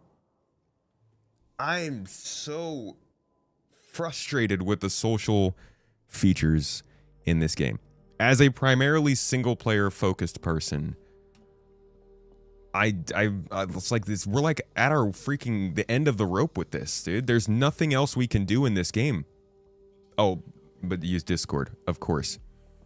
But that's the problem, man. People will tell you you need to use Discord, but that does not take care of making groups for group activity. And the fact of the matter is that CIG is responsible for creating the content schedule. They're responsible for making these updates. They're responsible for advertising these new features that they want to bring into the game. They're responsible for advertising the new events that are org focused. They didn't have to tell us there were going to be fleet battles.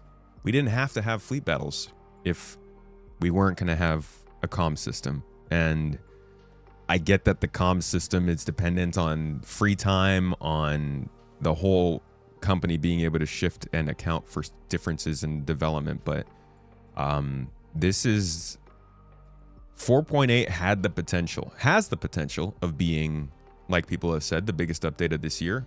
One of the bigger updates we've seen. But it just feels like this is going to be embarrassing. We'll see. We'll see how it goes.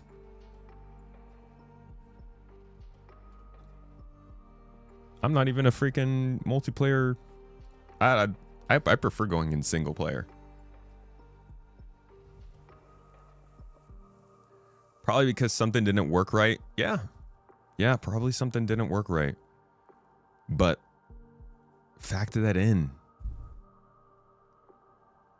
Factor that in, man. Try to hit your deadline 8 months before the actual deadline, so that if something doesn't work right, you're still not sitting on your hands launching the biggest social event in Star Citizen's history without any social backup. It's just, I haven't even looked at the comments here. Yeah, how about in-game org tools first? An in-game guild system seems kind of pointless without in-game. So yeah, every single person is like, what about the social tools, guys? Man, love this game, man, but this is rough. You still hope they sneak it in, otherwise you might not even touch 4.8. I mean, I'm gonna be all over it, but I'll just be all over it doing the same thing I'm always doing, which is not trying to make fleet battles. And we as an org, we're gonna want to run this. We'll be fine because we can put together groups for this kind of stuff. But how about all the people who want to play this who aren't in an org?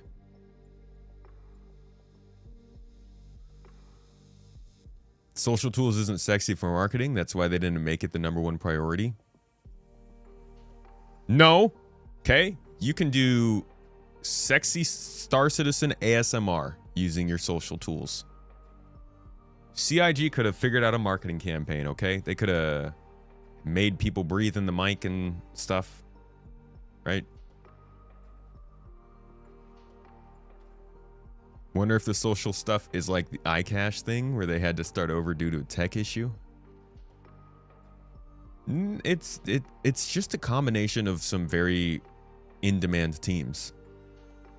It's the UI team, which these guys were really busy for a long time. Mostly with Squadron, but also with building blocks, and probably also with, what's it called? Probably Star Render, but there's likely a real name for it. I can't remember. Not Scaleform. So whatever comes after Scaleform. They've been busy. So I understand on their end, like the UI team, it was hard to get a hold of them, especially in line with the gameplay teams who would have to incorporate it into like the missions and all that stuff. But that's where good management comes in. Getting all those teams together on time in a way that matches the actual project's progression. I get features and stuff lagging behind, but social tools is like, there's no replacement for social tools. If salvaging is broken, I can go and raid bunkers. If bunkers are broken, I can probably do some mining. If mining is broken, I can throw a box at Avocado. There's always something to do in the game, but like, you can't get around being social. This is why people don't go to places like Hathor. You can't tell someone you don't want to shoot them. Don't start about Squadron. Arc Raiders got proximity mic right. When a game does proximity chat right, it's really cool. More like Ava throwing one at you. That's fair. I didn't want to be throwing punches.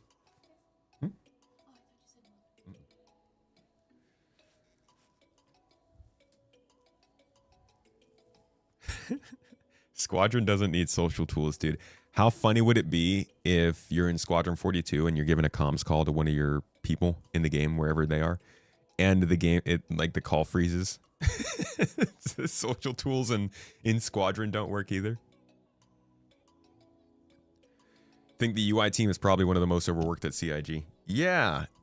And again, with hindsight, I just really wish that I could sit down with somebody and talk and just talk and talk and talk and ask questions about all these things over time as they come up. Because obviously with hindsight, it's like the UI team should have had something to relieve them much earlier. You shouldn't have been relying on Flash and Scaleform for such a long time. But there was probably a very good reason for that. It'd be nice to have a little conversation about that. When they announced Star Friends, Star Guilds, or Star Socials. I do like Star Friends. That's actually... I'd totally download an app called Star Friends if it was just like a messaging app for all of my space nerds.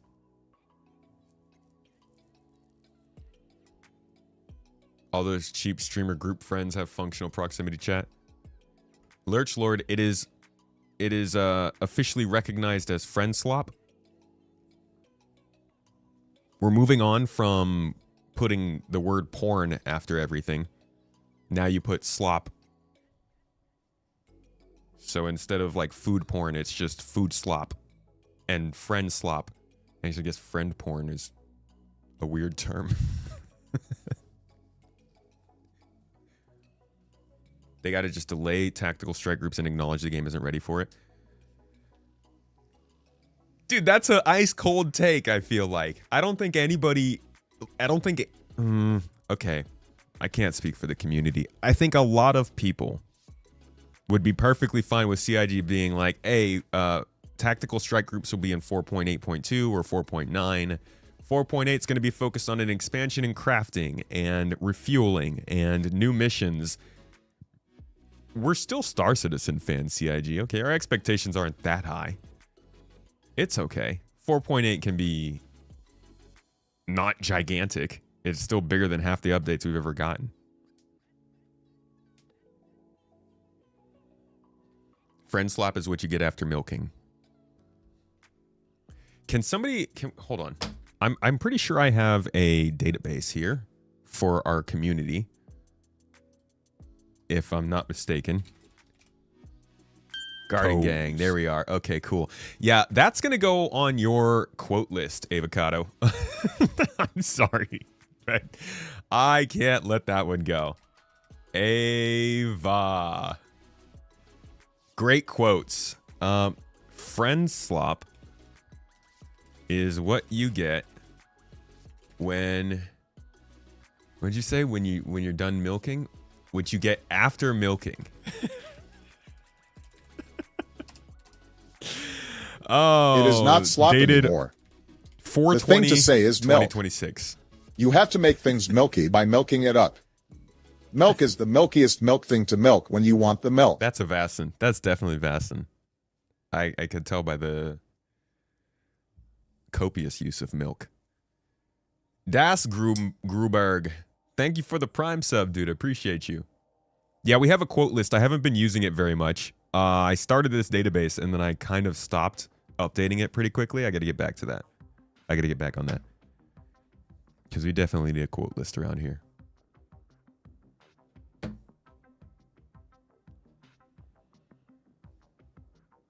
I haven't been adding. I need to start adding. Let's see. We only got another one from Kaladin.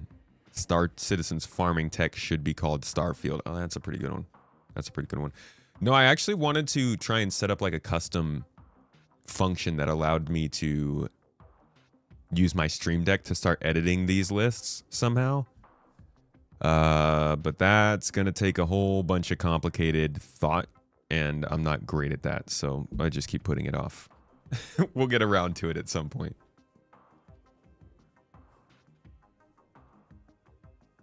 Friend Milk has... Oh, dude. You guys stop combining milk with stuff. It's awful. Wouldn't be the first time they delayed something because it wasn't ready or gonna land right.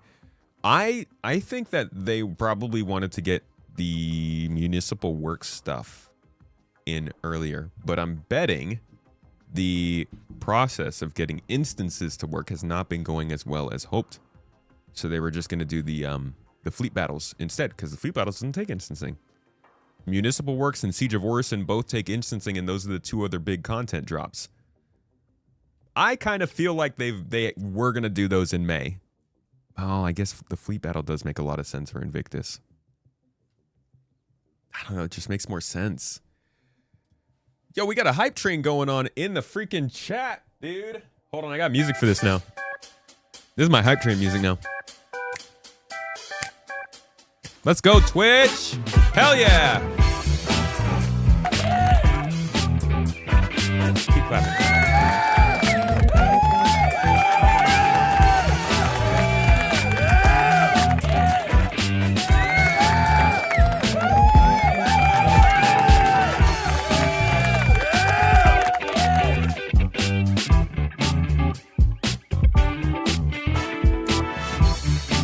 I feel like I'm in a jazz club, bro. Hell yeah. Get it. Like my dad's jazz club, though. Like Thank you very much. Back in the day. Hey, we got subs for the freaking... Whoa. Oh, that's cool. That's the wrong one, though. We're doing more music because PK dropping 10 subs in the chat. Let's go! Toes gang!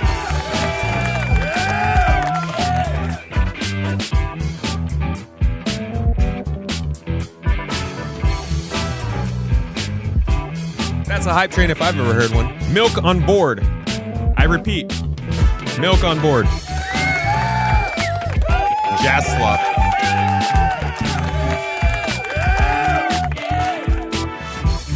I can start doing like really, really terrible dancing. Like our president. How do we get to milk? I don't know. Wouldn't it make more sense for juice? Yeah, juice would... I mean, these guys aren't just trying to talk about milk. Well, gross. Wouldn't juice make more sense, guys, than milk? Sound like a radio guy from the 1900s. This was actually my... This is my bounty hunting voice. Put 'em up. That was my bounty hunting line. I was role playing. Yeah, give a shout out though for the gift subs, because that actually gets you some exclusive video access and stuff. Milk is good for you. Come on. Is that really the argument? Know what else is good for you? Not watching brain dead streamers on Twitch. Yet here we are. Whoops. A few more weeks and Space Tomato Gaming will have all the milk he could ever... Oh my god, bro. When you juice a cow, you get milk.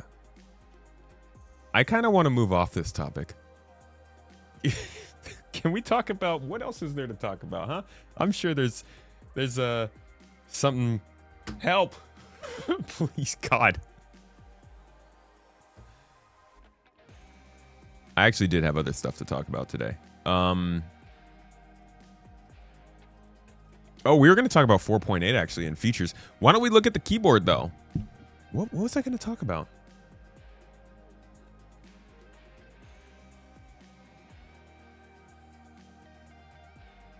It's all about milk. Sick.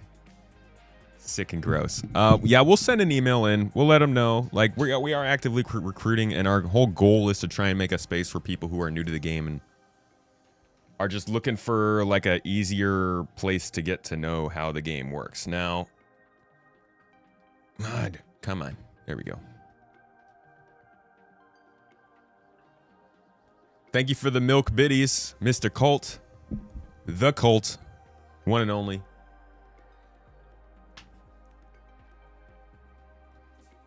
Alrighty, folks. Let us take a look at this big boy. Oh. So, Corsair has sent over a keyboard to check out. And I was interested in this. I saw this getting advertised when it was first announced, and thought it was a pretty cool idea. Now, I have had Stream Decks for a while. I use them mainly for streaming. I've never used them for gaming or productivity or like making videos or anything like that. But now that we've finally got a desk set up that I know is permanent and it's not moving around, I'm starting to get more into actually making controls work. If you didn't know, we haven't really had a stable place to live for 6 years. So we're finally starting to set things up like that. And one of the things I'm doing is stream decking. So this was actually kind of exciting to me because I felt like something connected to the keyboard I could actually use for productivity and maybe a little bit of gameplay. But I don't really know how well that's going to go. So we're going to unbox this. Just kind of a little first impressions here. I want to tell you kind of how it feels, how it looks. And then over the next couple weeks, I'm going to try and incorporate it into gameplay and start using this when I'm playing Star Citizen, because I want to genuinely let you guys know if it works out. Corsair is not paying for this. They are not requiring any kind of coverage on this. I don't have to say anything specific about this. I'm just going to tell you guys kind of how I think it functions as a keyboard for this game with the Stream Deck attached. First thing I will say about it is it's freaking expensive. I actually did not get one because I was like, this is just too expensive for me. It's $350 for a keyboard is a lot to swallow, and I think the only way it's justified is literally if you are getting another controller, a Stream Deck or something else that has extra buttons you can use. Otherwise, why would you buy this? Normally a Stream Deck Mini or a Stream Deck, a normal Stream Deck, I think is around $100 or so, and a pretty good keyboard from Corsair is around, I think, $200. So when you combine them together, it does come out to about the price of the parts. Obviously with the promotion on top of it being a new product, but again, this is a really specialized device. I don't think this is the kind of thing that you get just because you want to get a keyboard. That being said, we're gonna stand up for this. Oh. Sorry. Right as Mrs. Tomato was looking over the side. Alrighty, so got a little message. We love milk. Thank you so much for picking up our keyboard here. And a nice bag that it comes in. It's at least something. Jesus, it's heavy. This thing's hefty, dude. Got a nice wrist pad, which I literally never have. I think I've only ever used a wrist pad once or twice. This one is freaking soft though, which is quite nice. And then oh shoot, is this like it's a tool for replacing the keys or like working on the keyboard? I've never actually worked on a keyboard before. I've never seen one of these tools. Somebody who's a little more in the know than me, is this a get good tool? Key puller? This will make me better at video games, right? I just keep it right here next to my keyboard all the time. All right, we got a couple wires.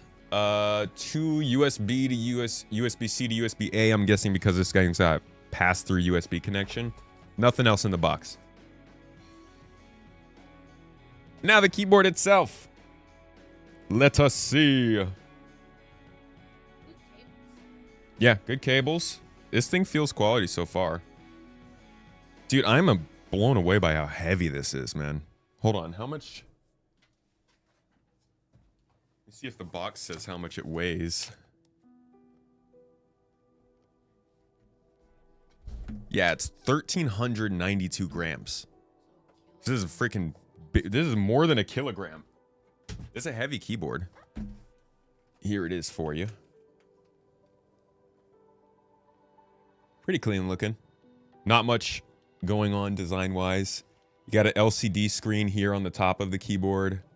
A couple dials here that you can use and program. And then all of these are like stream key buttons. And then the back looks pretty clean too. All right, pretty cool. I wasn't even gonna plug it in, but I'll go ahead and plug it in just to see what it looks like when it starts up here. It also says on the box this works with, let's see, I think it said it works. So this works with Windows. It also works with Xbox and PlayStation. Now, again, I want to be clear here. The next Xbox is going to run PC games.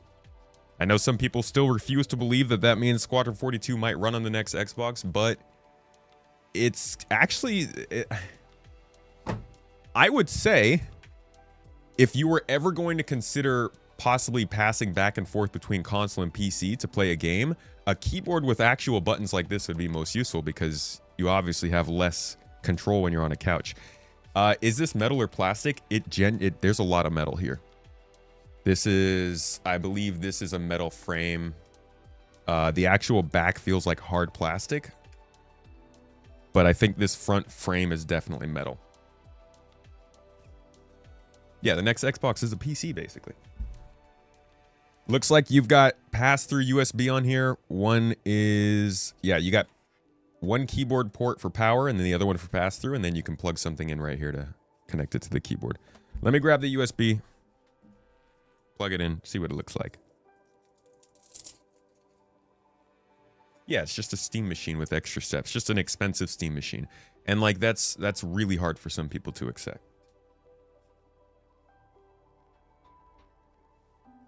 Alrighty.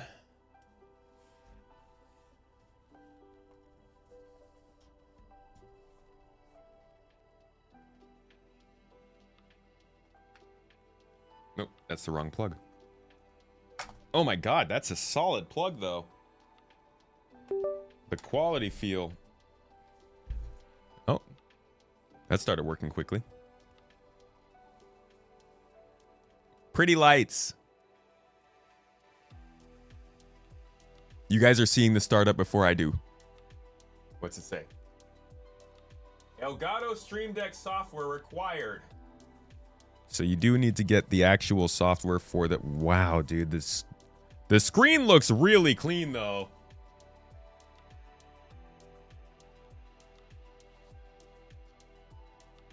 Like it's high quality. All right.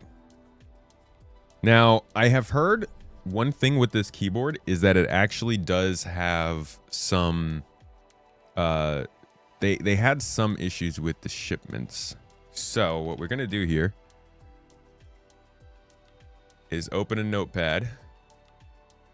And a simple test I got from somebody who got one of the keyboards and had to do an RMA was if he hit the, I think he said the escape key, it might put down an equal sign. So let's see if I hit the escape key. I don't see any problem there. So I think I'm good. At least from that problem that he said was there.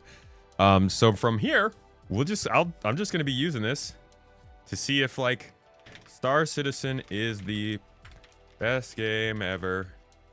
Chris Roberts makes no mistakes. There has never been a better game in the history of all mankind. I thought it would at least check me on like lies and stuff. Okay, well, we'll see. I'm going to keep trying this out over the next couple of weeks, and I'm definitely going to try out the Stream Deck part. Got to get the Stream Deck app. I have the Stream Deck app. So here's my Stream Deck that I'm using right now. If I wanted to like mute myself on Discord. And I click the button on my Stream Deck. Okay, it doesn't actually. Nothing's really working. Perfect. Well, if I press the lights button, you can see. Lights turn off, lights turn on. You can see it works on the screen too. Not sure.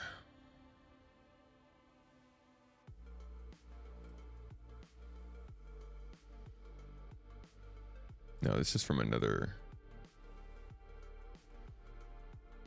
So I might have to go and get another bit of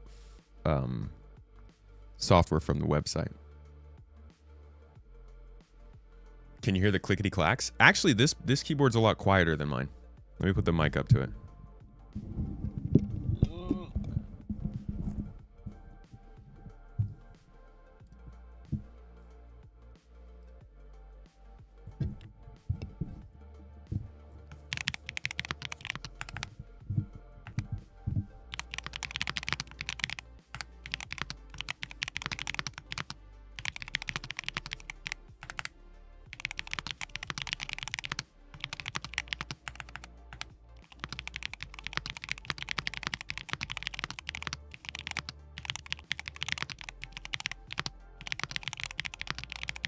So you can hear.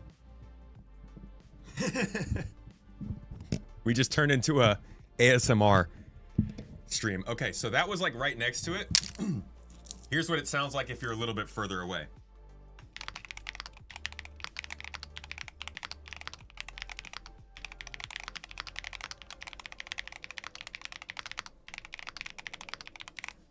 So it's like, it sounds nice. It's not like a obnoxious clacky sound. But it also is not my favorite keyboard to type on. I actually kind of like the spacing of, I don't know.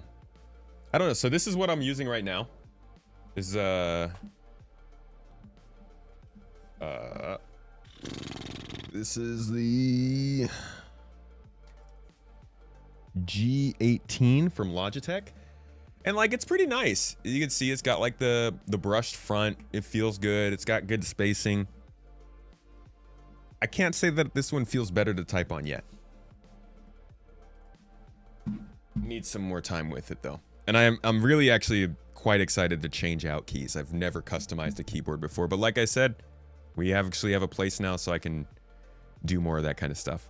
So yeah, this was just like a little first look at this keyboard. Like I said, it's not any particular kind of thing that I need to do coverage for. I don't know if I'm going to cover it again.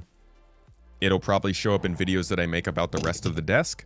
But I wanted to give you guys a look at this as I opened it up for the first time, and I'll put something up on Space Tomato 2 about it.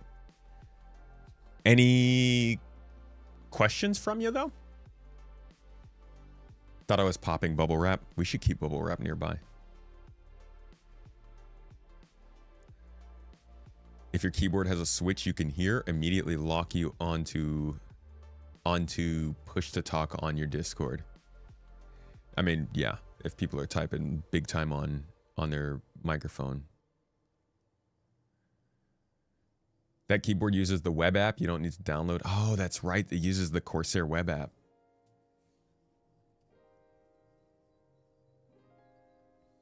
And let's see. Hold on. I can show you how the software works.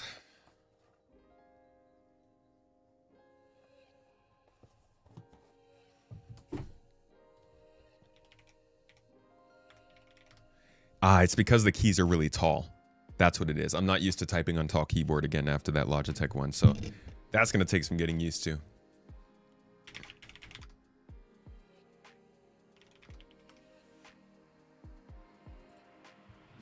Let's see, WebHub.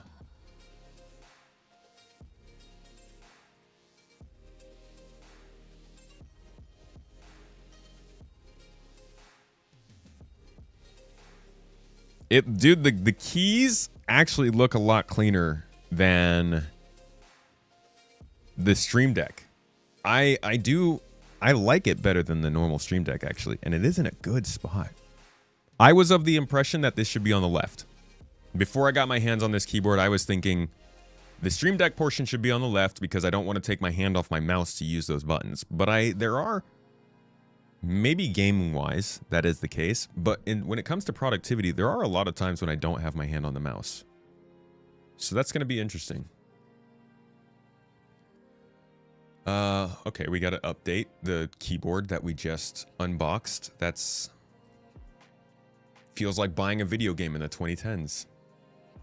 How easy is it to switch out the keys? Considering I don't know how to use this thing, I'm not sure if I should try. What do I do? Do I just pull a key out? I don't want to break it. Fair amount of Steam Deck profiles for Star Citizen, including a slick one for the keyboard. Unfortunately, most are very expensive. 30 bucks. 30 biggity buckaroos. I'll trade ya 10 tokens for it.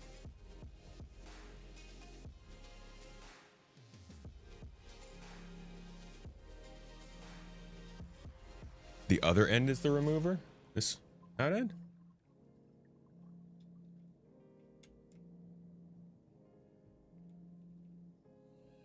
Oh my god, it's stuck. Get out of there. I don't trust it, dude. It's day one, all right? Let me at least live with this controller for a little bit, keyboard, before I break it.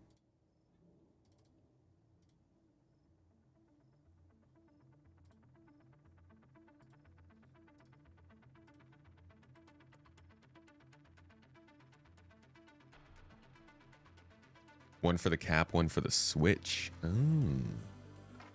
Alrighty, let's see. Activate custom lighting, 6 preset themes. Okay. Can I just... watercolor. Oh, this is for the keyboard lighting.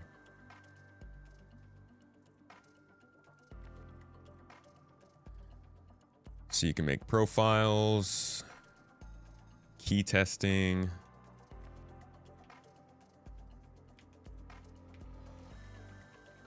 That's nice, so you can easily see if something's not working.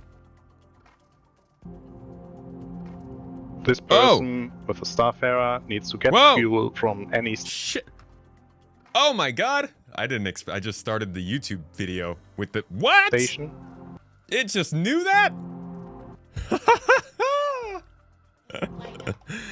Yeah, it does. It just knew that I was supposed to be... Bro! These? Yeah. They should. I have to turn it on.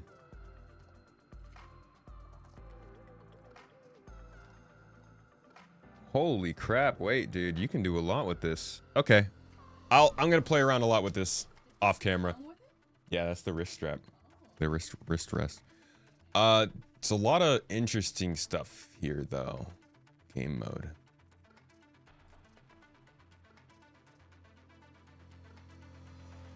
What is this?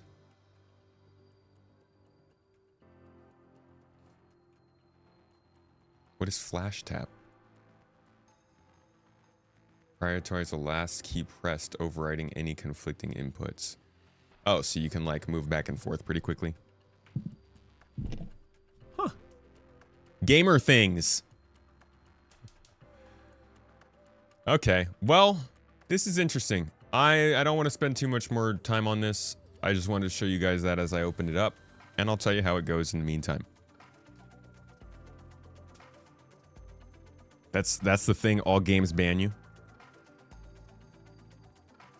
Just take a flathead screwdriver, wedge it under there, and use some leverage caveman style. Just punch it really hard, and the keys will come out.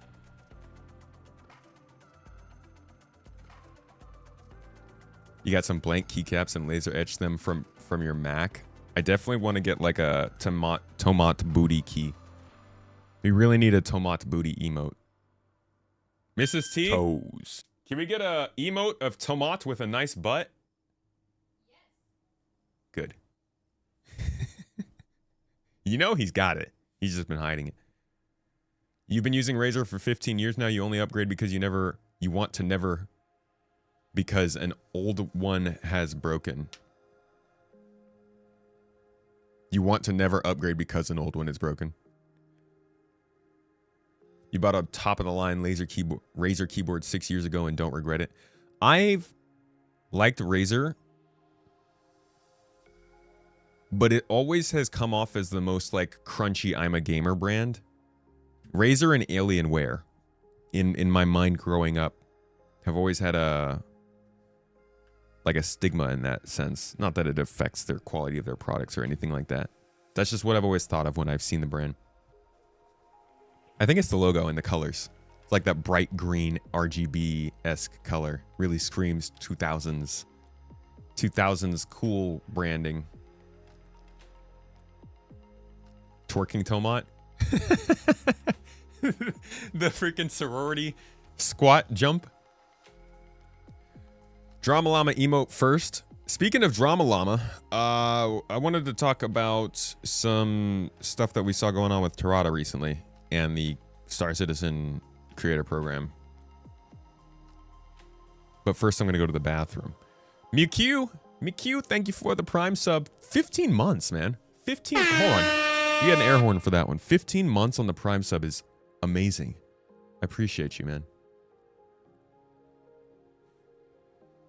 You buy brands that work well.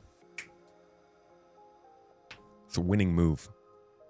Alienware is just overpriced, but you've had bad luck using a couple of Razer products and won't buy their stuff. Isn't Alienware owned by somebody else?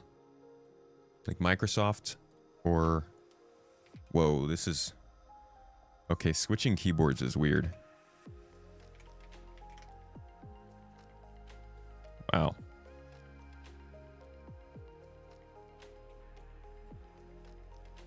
Duh. Oh, they're owned by Dell. That's right. That's probably what ruined them in my head. Dell was like very much the lame computer company when I was a kid. Was that universal? Am I the only one who was thinking that? Or was that like a thing in the 2000s where Dell was just like the old company that was trying to keep up? Razer's the most aggressively I'm the only one for hardcore gamers brand out there? Well, I mean, you got to look out for hardcore gamers. There's nobody is more oppressed.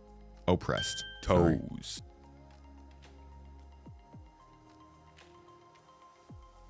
Tomato drinking milk is Mrs. Tomato's been working on that one.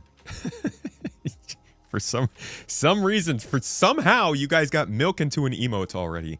It's not even in my tea yet. Trulin, thanks for the Prime sub, man, at 10 months. Appreciate you, dude. Cheers. You like Corsair? I've not had a bad situation with them.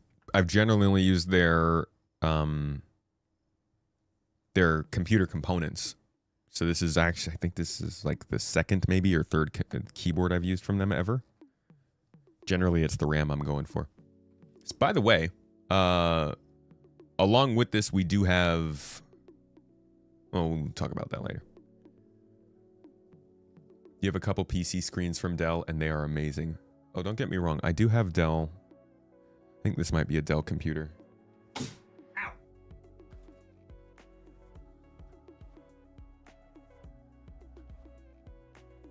Dude, some spider went crazy on my computers.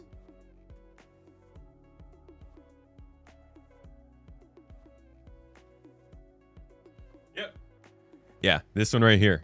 I don't think you can see it. You can kind of see it. I'm moving it right here on the side. This is a Dell computer. Put my money where my mouth is. Talking shit about you. I'll use your stuff, though. Razer cheaply copying Logitech for the last 25 years and putting all the remaining costs into marketing. Huh. I hadn't heard that one. I do like Logitech, though. All right. I will be right back, and then we're going to talk Drama Llama.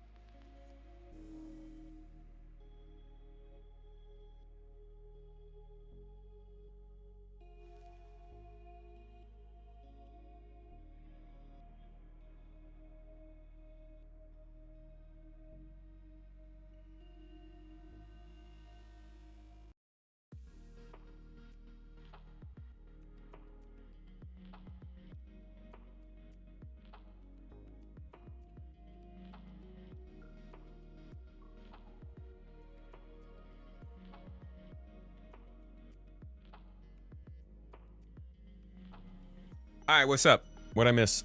Hello? There's no chair, right? Oh, there is a chair. So I guess you guys can kind of see that. It's cool, though. We're good.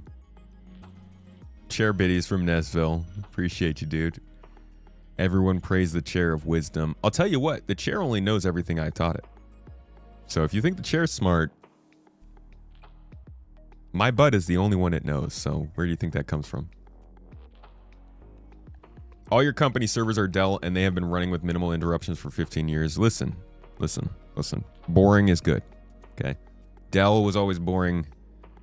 It was always the provider of those, like, really small, crappy CPU. You remember when computers were not trying to look cool?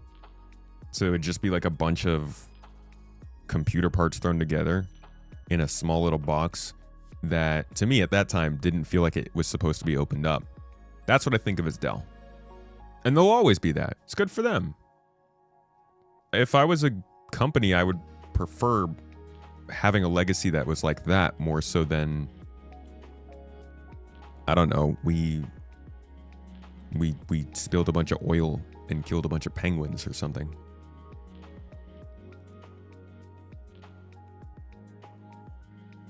Chair knows everything, even your butt. The chair knows my butt like it was the back of his hand.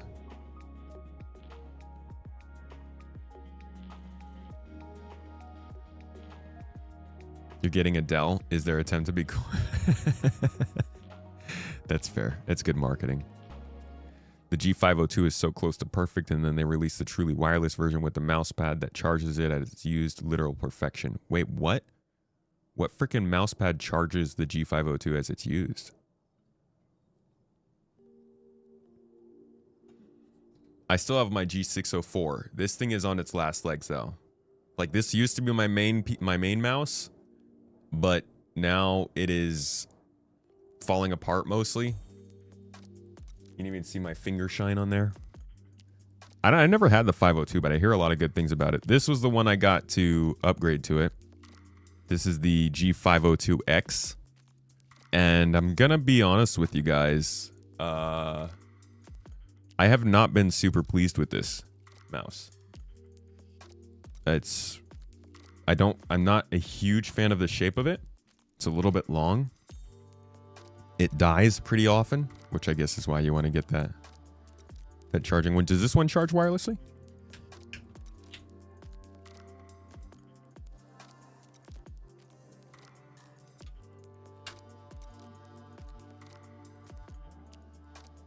Logic came out with those years ago, and they've been improving them ever since.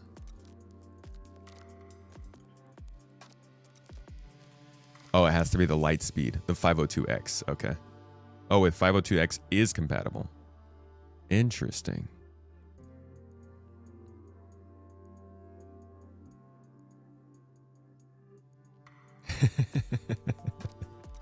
Listen, not liking the shape because it's too long is not the same as not liking the length because it's too big, all right? Check yourself. I've actually got fairly big hands too. I can handle a big mouse, okay? You just switched to using an ergonomic vertical mouse and the chances change is so drastic. That was you that was talking about that last stream, right? It's me, not the G502. It is me. The G604, I think, has the better shape. I know y'all are fanboys, but I think this is Logitech's better mouse design. Can handle big thing. I mean, PK. Big nose big. G700. They're going down in numbers? All right. I have been pushing this off, but we should talk about it. Not too long. Just briefly. For those of you who do not know Tarada, he is probably one of, if not the biggest streamer of Star Citizen out there. He is a he's a Swiss streamer in France, streaming in French and doing a lot of really cinematic content. He makes great stuff that I have seen plenty of. I've never really watched his content that much though, and I don't know him that well. So I'm not going to take this time to talk that much about, like, I don't want to get into this. This is not about drama so much. I more just kind of want to put out a little bit of a statement about some of the stuff that's coming out after this, because I know questions about these things are going to be hitting our stream for the next couple of weeks, and I'd rather just have a video that's out there that explains my own feelings of it. So that's an explanation of who Tourada is. He makes a lot of large group videos. Might have seen some of his stuff. Du contenu cool, que ça soit pour les joueurs ou pour les gens qui regardent. C'est pas pour prendre le dessus sur qui que ce soit. Parce qu'il y a eu ça aussi comme argument. Oui, mais vous voulez privatiser des... And so in this video that I'm showing you, he is basically explaining that he has been removed from Star Citizen's partner program. I want to talk about this partner program because I think that's the most interesting thing that comes out of this. But he also talks about how he has been followed and harassed and just all around annoyed by groups of people who have seemingly been able to go about it without getting too much of a consequence. This is a problem in Star Citizen. Star Citizen has a pretty big issue. I mean, we just spent like so long going over the social tools and freaking out. Star Citizen definitely has a social problem, whether that's because they don't moderate the game, because the social tools to give yourself your own like environment that works for you doesn't exist, whether it's because most of the stuff that you want to learn you have to go to the website to learn, and the game itself doesn't have any sort of reporting tools or anything else like that, all the way down to kind of this sort of hands-off approach that CIG has with their own services.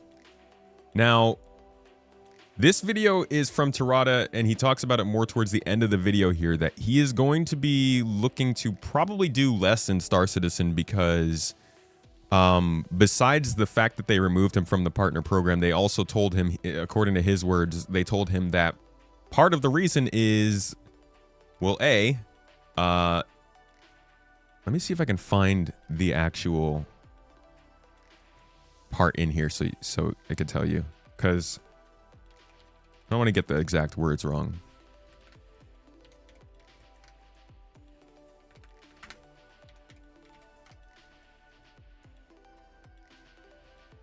And I'll make sure to read it out loud for you guys, the transcript here. Dang it. Oh man. Okay, I'm still getting used to a new keyboard, sorry.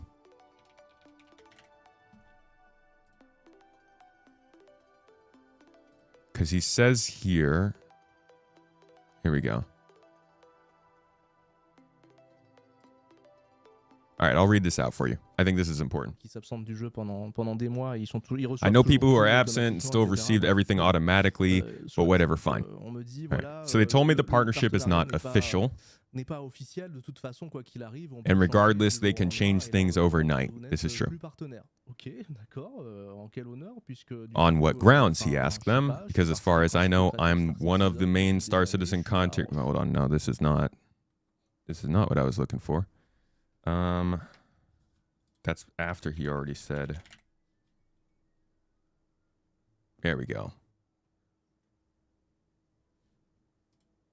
So I don't want to talk about this from the perspective of content creators. I don't think that's the important part here.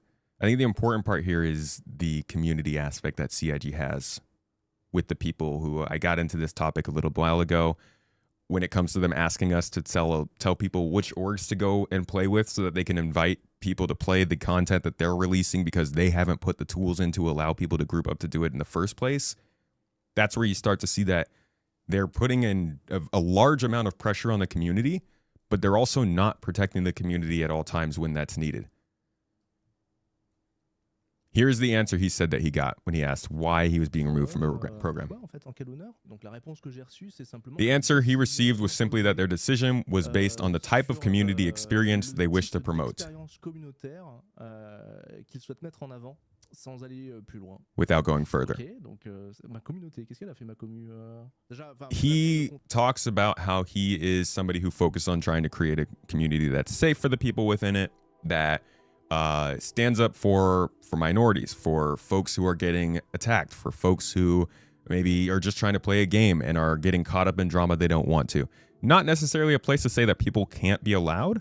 Well, actually, I won't speak to him for him. It's similar to our community, which is a place where we aren't necessarily saying people can't be in, but we do say if you're not respecting the other people within it, you can't be there. And I think he largely lands in that same area, which is why I want to make a focus here in saying the community aspect of this game is the most important. Regolith, community run.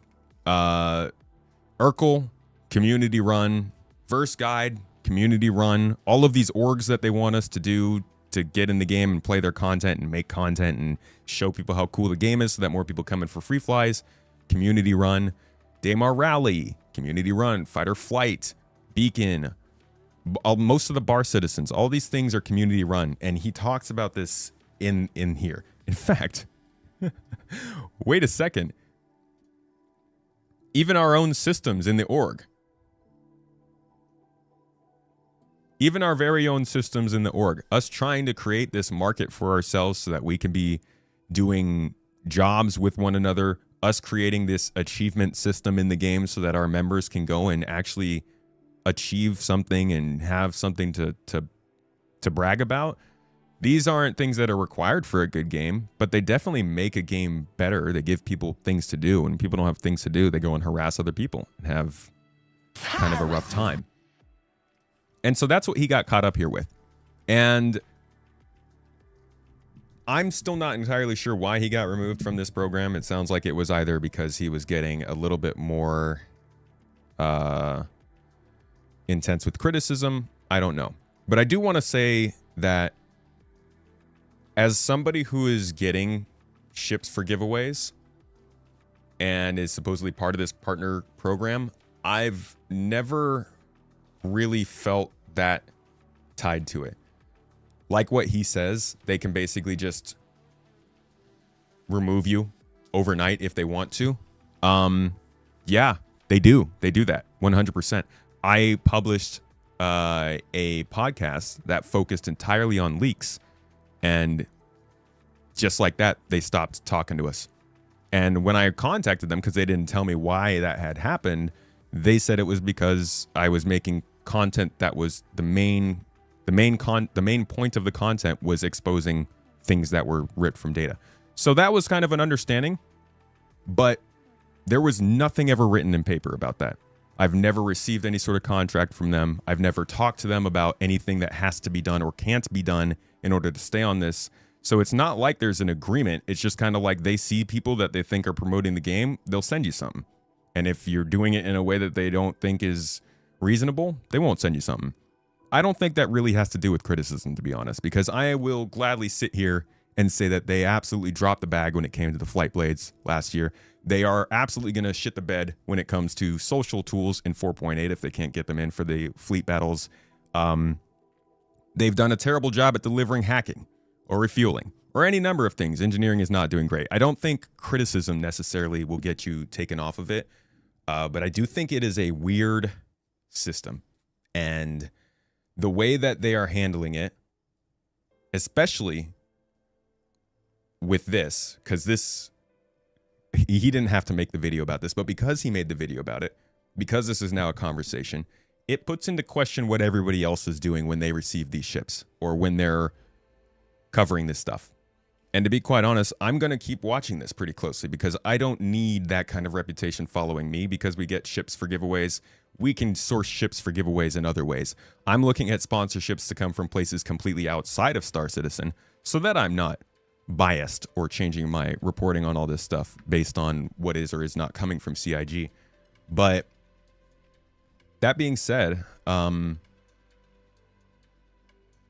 think it is good to keep in mind that ultimately at the end of the day, the community is what drives Star Citizen forward. CIG is gonna start to feel the pain if they don't wrap their heads around that again. They used to be really in with the community, and I think they did a great job. I don't think they're completely pulled back. I think they still do a great job compared to a lot of other companies, but they're very clearly flirting with the line And I think the main reason that they're so beholden to the community is because they don't have a finished game. Like most other games don't have to rely on the community to put together parties, teach people how to play, or help folks understand that you shouldn't take the tutorial when you start the game. Like, it's crazy. But there are a lot of holes here that get filled in by the community. And if CIG, they got to pick and choose their battles. They got to pick and choose whatever is the most important for them to put their resources towards. But if they don't look out for the community long term, it will slowly degrade and something else will fill the space. I've always enjoyed Star Citizen community, so I prefer if it kind of stayed where it was and kept growing. But like the culture around the fun of just being space nerds, liking space things with space development games is great.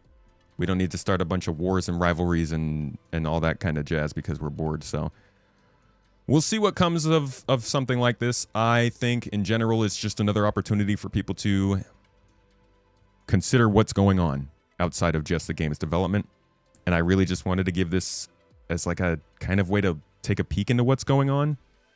Some of the news, obviously it's all happening in another language. So I'm not going to get more into the specifics, who's right or wrong, what you should or should not think.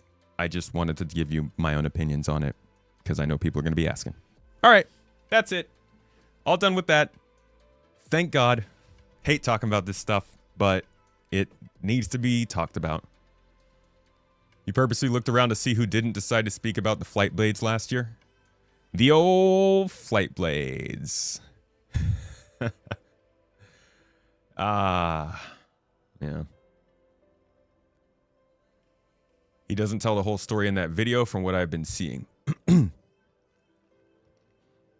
don't know one way or another. I've seen what people are saying in chat about how this has all progressed, and that's why I kind of wanted to try and make sure I didn't get too much into the details, because I don't know what's true or what's not. What I know is that the community is important, and the Star Citizen Partner Program is being very easily misunderstood. And I wanted to provide a little bit of clarity on those two things. I don't think anybody here needs clarity on the community being important. You are the community. You're pretty f***ing important, huh? Oi! All right, back to sitting. Man, I'm making the most of a standing desk. I love the standing desk. Ow! Sorry? Oh yeah, I am getting back pain from standing so much. Hello, Lionels. How you doing? You've been wondering what flight wings are exactly. Oh, the flight blades? Flight blades are subcomponents, basically. If you have a ship, if you have the different parts of your spaceship, you're gonna have. Dude, this freaking Stream Deck thing is so cool. I do wish that the top screen was a touch screen.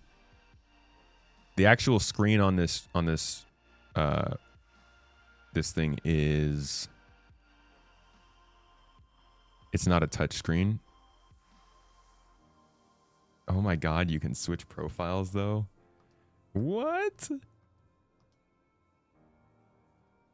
I'm sorry, this thing is sick.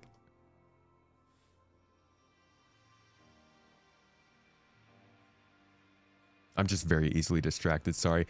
So Star Citizen has like a whole component system. I'll show you real quick.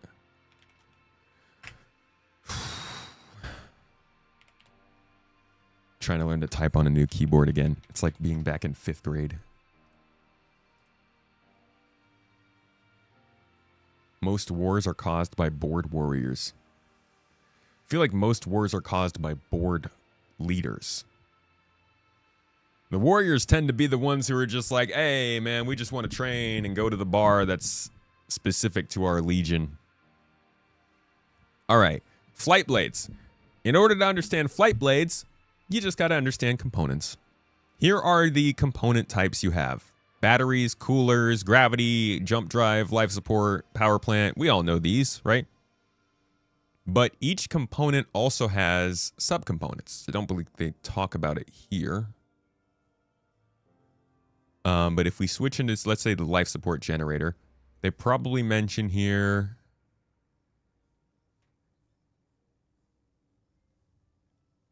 Nope, they literally don't. Okay, how about relays? Do they mention relays?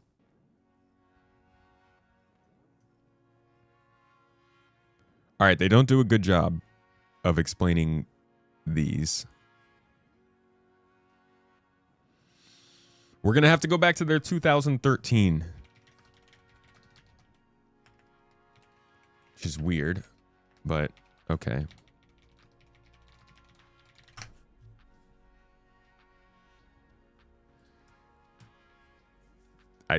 It's weird how this kind of stuff happens, but this is their 2013 explanation of how engineering and all this stuff's going to work. It's been pretty consistent with the design that they laid out.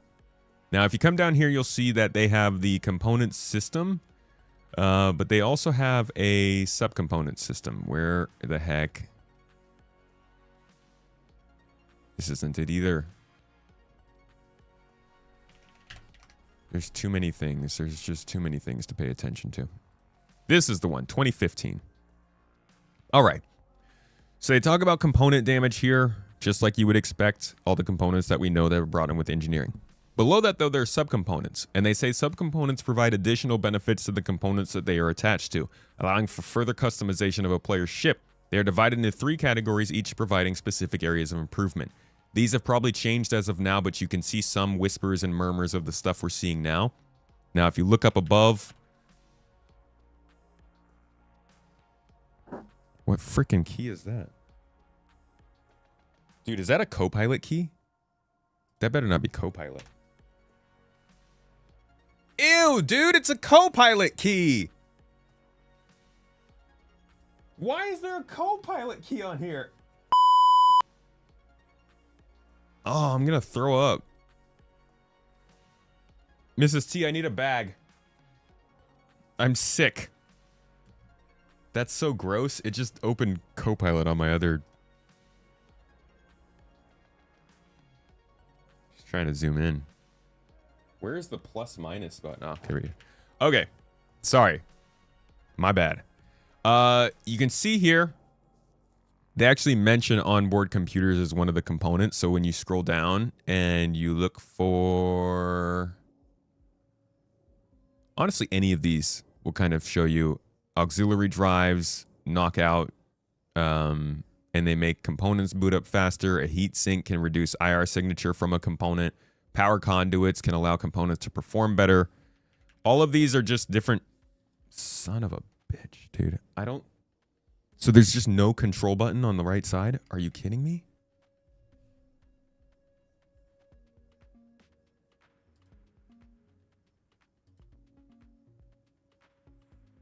This is insane. This is what I have as an option for this key. Bro, I'm actually, that's f***ing crazy. They just replaced the control button with a useless key that could have been control and just get changed to something else.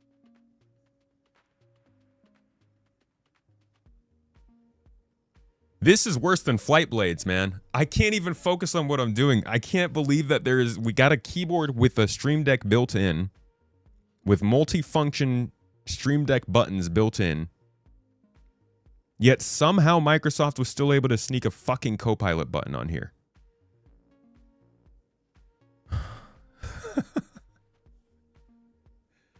You can revamp every key. Good. I'm planning on it. It's an awful practice. Stop it. Stop it, Microsoft. All right. All this to say, I'm sorry. I got way too carried away on all this. All this to say that flight blades are a subcomponent of the computer on your ship. And just like with a fuse that goes into a relay to make it run better, a flight blade will go into your computer to make it run better. And it will focus on specific attributes like your speed, your maneuverability, and some of your other attributes. The thing is about flight blades is that they're similar to AI blades, which will also go into your computer, but can do other things in the future, like control remote turrets, possibly help you with your radar. I would think maybe even do a little bit of autopilot for you, but they haven't actually said that's going to be the case. And they have a whole post where they describe these flight blades and how they're supposed to work and what they're supposed to do. Nobody cares about them because, to be honest, they're minimal difference makers. And the hubbub about them was based just that they were selling them. Nobody cares about them actually being in the game.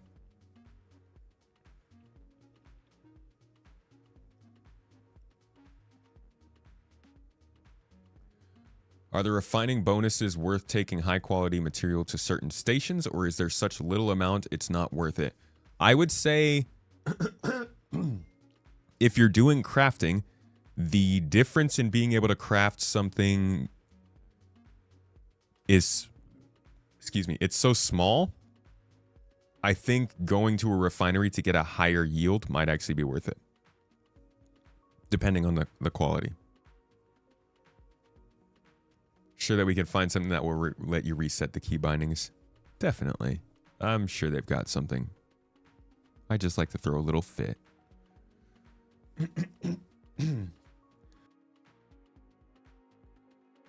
Another feature incomplete and discontinued. Is it incomplete?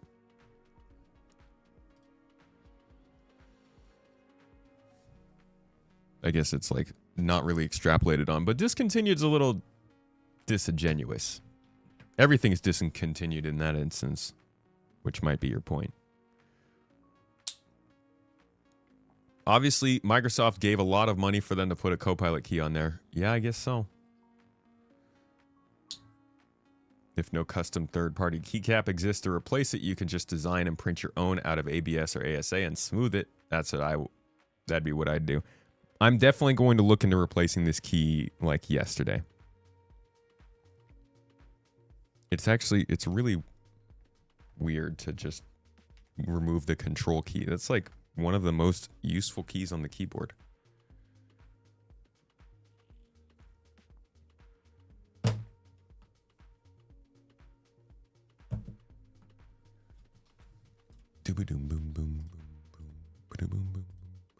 All right, anybody have any questions about 4.8? Because if not, we could probably jump in game for a little bit and do something of interest. 4.8, any new ships coming up?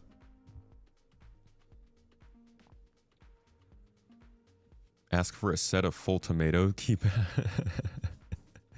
Mrs. Tomato's already in the other room getting started on a butt tomato.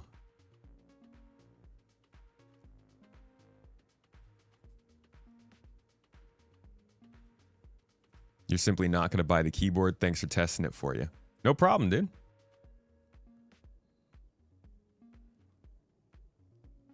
They couldn't just ditch the useless Windows key. They had to make another key useless too. Right, we still have the useless Windows key too. Get away. No, thank you. I'm good. There should be no need to homebrew a workaround for a stupid feature on a $300 keyboard. $350, good sir. But you're right. I think taking up hardware real estate to subsidize a product is not great. It reminds me of the Samsung Galaxy Note 2. I think it was. Samsung was on top of it. Dude, this is so weird.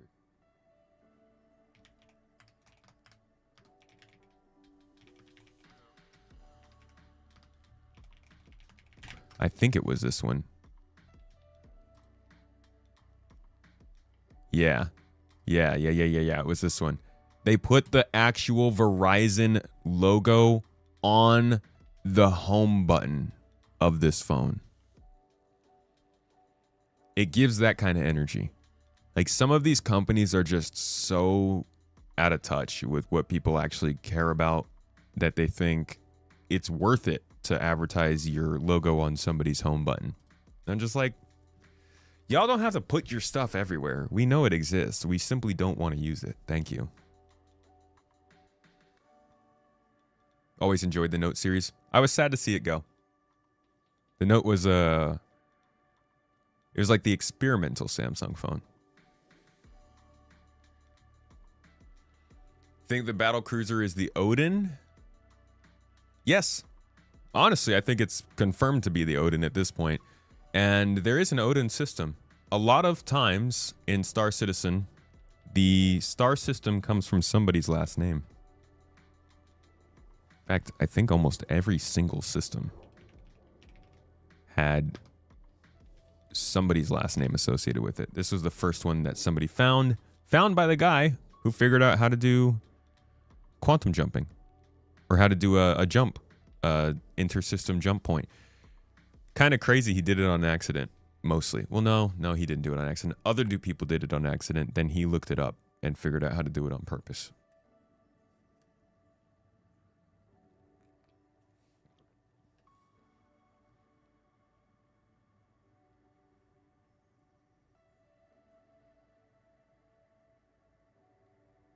Yeah, the Note is the Ultra, but it changed when they combined the Galaxy and the Note series. It was the right call, business-wise. You know, it's probably a lot easier for them to have the one series and then just build into it. But it definitely had a different feel to it. Warped Enigma. See you later, dude. Good luck at the meeting. Have a good day. Still got a stylus with the current Samsung phones.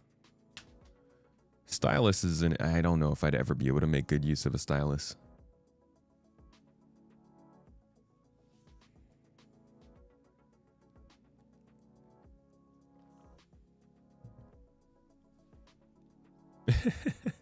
The Note without being a fire hazard.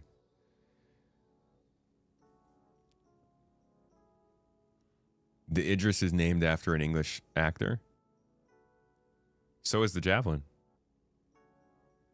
Javelin Elba. Oh, you've got a fold? How do you like that? Do you guys think Apple's going to be able to make folds catch on? The amount of times that somebody has seen my phone, asked to look at it and try it, used it and been like, ooh, I really like this phone. And then been like, there's no iPhone like this. Oh, well. It's like, ouch. Sorry, everybody else. Like I saw somebody would seem like they were physically pained that they couldn't get a flip phone.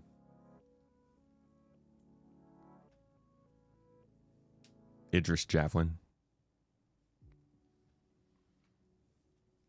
Oh yeah, dude, I freaking love the way the flip phones are very nice. I thought that the crease in the screen was going to be worse. I thought I was going to hate that a lot more, but it's actually not bad.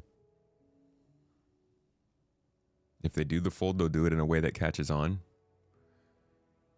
I feel like the only way to do it in a way that catches on is to make it not $2,000.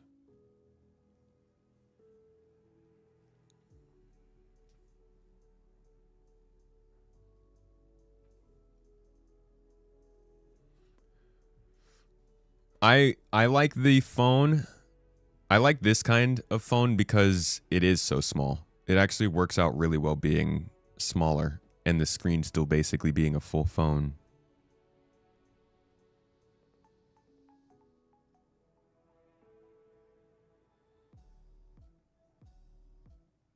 Ooh, sorry. Oh, I forgot I need to upload these videos. Wait, I can't. Oh, man. All right, I'm going to have to do some... little bit of server maintenance. Yeah, it's wallet size, which is nice.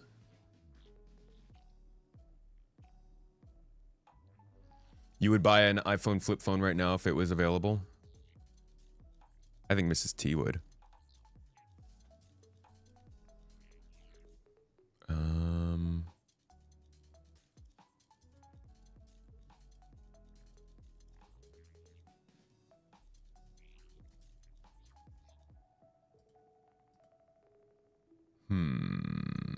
Ah.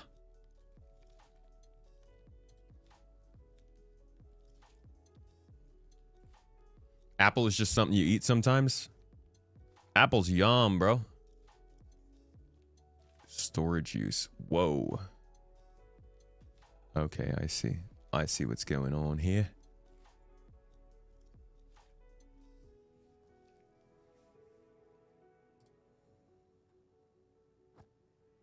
Why the Hermes? Why 4.6? Untitled.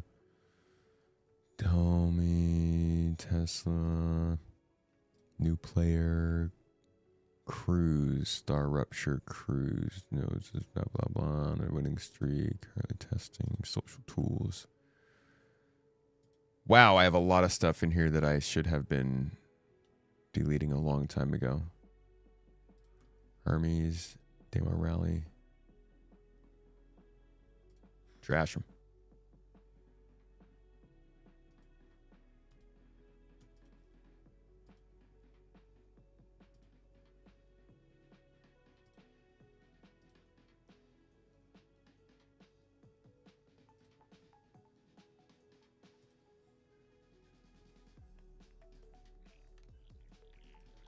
Oh man, I'm sorry guys.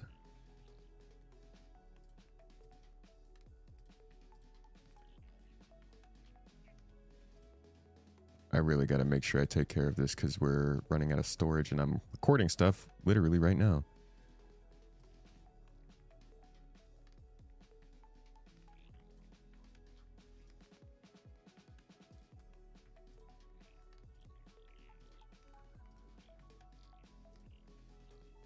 What's my 3 ships that I want to keep through 1.0? I'm still waiting for my big ship. I don't know what I'm going to do on big ship, but I want to get probably like an 85X or something with like an 85X with like a couple spaces for a box. A C1 Spirit when I'm just mopping around, having a good time, and something a little bit larger for me and my crew. But I don't like, my ships aren't really what I'm looking forward to. I'm looking forward to other people's ships. I don't plan on being the captain flying around all the time. I just want to be on the ship in the presence, yelling at people and causing trouble. I'm Artworks Troll.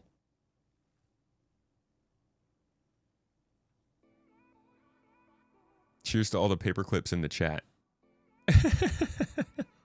Just change back to your usual. I never got the paperclip. I never found out what the paperclip was about. Started by that guy Rossman, right? Whatever his name is, David Rossman. Maybe.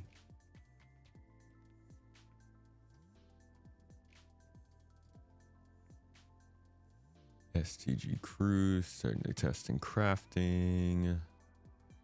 Lore dump, truth about permadeath. I could delete all these actually. I'm gonna move all of these out of the cloud.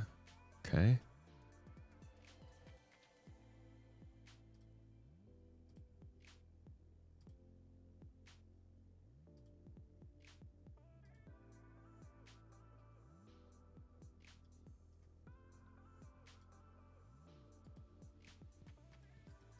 I hope that worked. Louis Rossman. Yeah, that's right. And what was it about? Trolling Microsoft? Do you find it funny that Linus Tech Tips has had 3 tests at this point forcing iOS people to live on Android and Android people to live on iOS, and no Android people have ever switched, but 2 iOS people have? I think mainly it's about what people are comfortable with.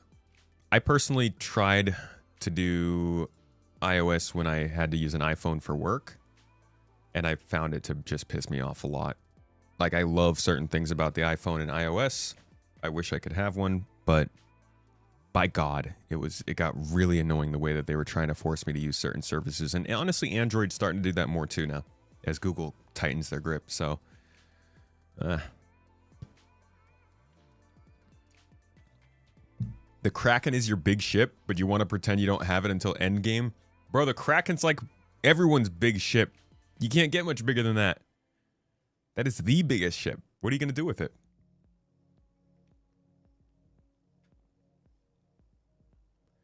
Rights to repair and certification. I feel it. So, I believe the EU passed legislation requiring phone makers to make their phones more easily repairable by the consumer last year. And it's going into effect sometime in the beginning of this year. And it looks like there is also a chance that OnePlus is pulling their phone manufacturing or sales from Europe. And the rumor is, speculation is that that's actually correlated. And these companies are just do not want to make this stuff repairable. Which I find funny, man. I'd rather live in a place that has less products and a little bit more reasonable expectations of those products than one that just lets everything run amok. Holy crap.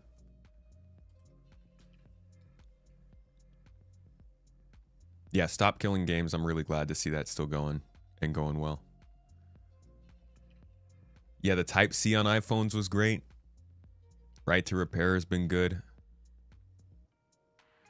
Early days OnePlus was epic. Wouldn't touch them now. Dude, they stomped the competition with like those first 3 phones. The OnePlus 1, 2, and 3 were, I feel like those kind of changed the market. And that was a really good period of just like phones. You had OnePlus 1 coming out with stuff. Huawei was still doing plenty of stuff. I mean, they do stuff. It's just we can't get it now. Motorola was kicking up the notch with the Moto X series. LG was still doing their V series, which was cool. Even HTC, I think, had a couple phones still going on back then. That was a fun period for phone development. Really fell apart. Pixel had just become Pixel from Nexus. Samsung was trying to figure out how to make their Galaxy and Note series work. Yeah, freaking the flashing community was huge with ROMs. Good times. Good times. Back when I had less to handle, less to deal with, and I was just thinking about what's on my phone now today. Nintendo's coming out with an EU Switch 2 so that battery and components can be repaired. Yeah, we don't get that. They're not even releasing that in Japan and America.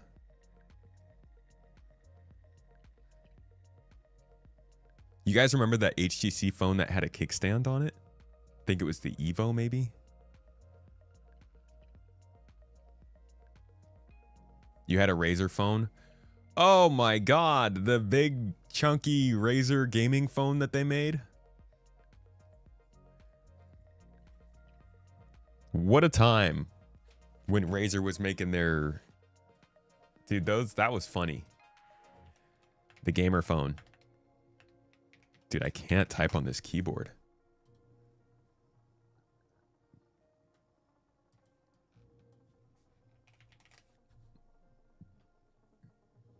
No, not the Razer.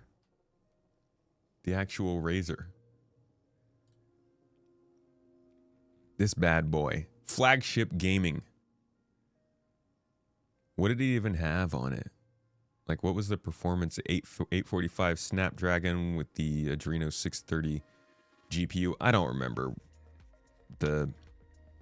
I remember that there was always so much drama between Snapdragon versus the Snapdragons versus the Adreno. No, not Adreno. Whatever the Samsung chips were. Tizen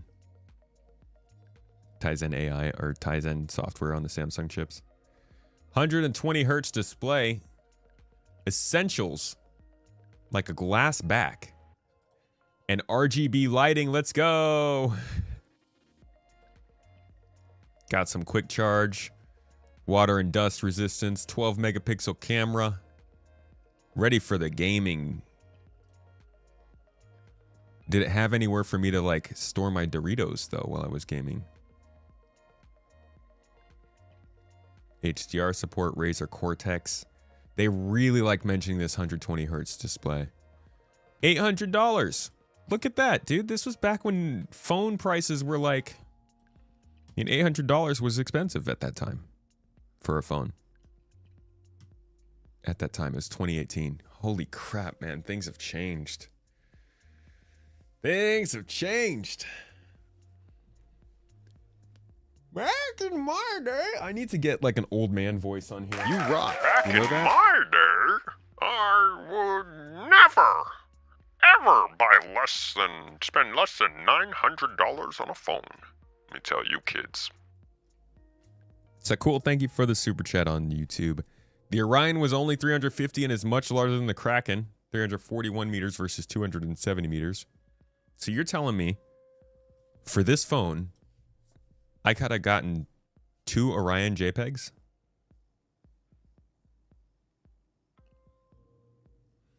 That hurts. It hurts to know. Fishstick, you had a sidekick? Those were sick. I always felt like they were going to break really, really quickly.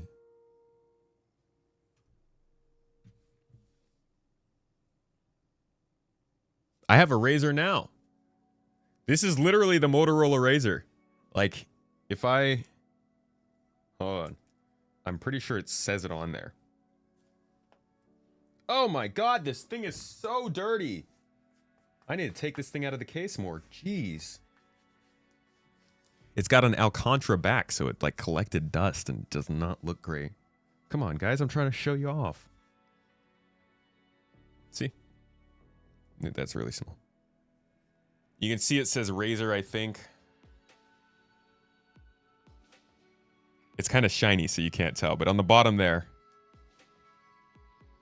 like right here, it says Razr, just not showing up because of the lighting.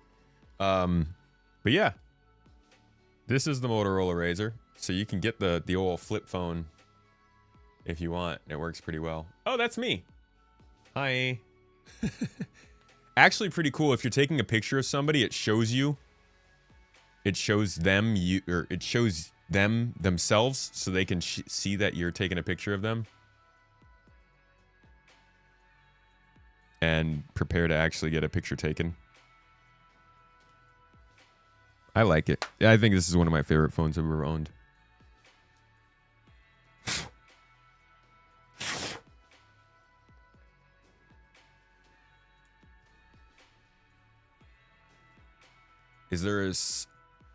If their Slim was your jam, it's a super nice small phone and holds 100 songs.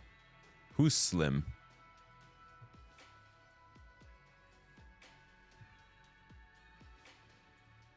You didn't know Razr made phones? Yeah, I mean, why would you? It's like you considered the new Razr, but they're so slow to update last time you had one that you went to the Pixel. That's actually, I went to Pixel for several years because I wanted faster updates, but I really wanted to flip. And I like Motorola phones. It's not a good stalking picture. It's actually quite nice. People will know for sure that I'm not taking pictures of them. You're gonna get yourself a Vanduul King ship. Step 1, figure out how to snag some CIG devs when Squadron 42 launches and hope no one notices that they're gone. You just gotta find them in Star Citizen and kidnap them. Lock them inside a crafting machine. And tell them you won't let them out till they give you a king ship. Or at least the stuff to craft a king ship.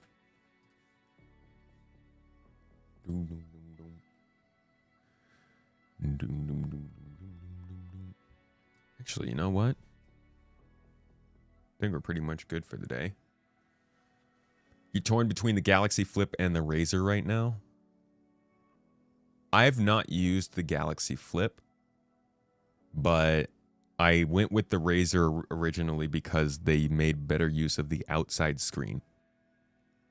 If that's not important to you, I'm betting that the Samsung choice has better backing because it's Samsung. But Motorola does a really good job of making the outer screen useful. Oh, you stand with Xenothreat, Ruben. That's good. Yeah, no, we're here for the people. Right? Fight the powers that be.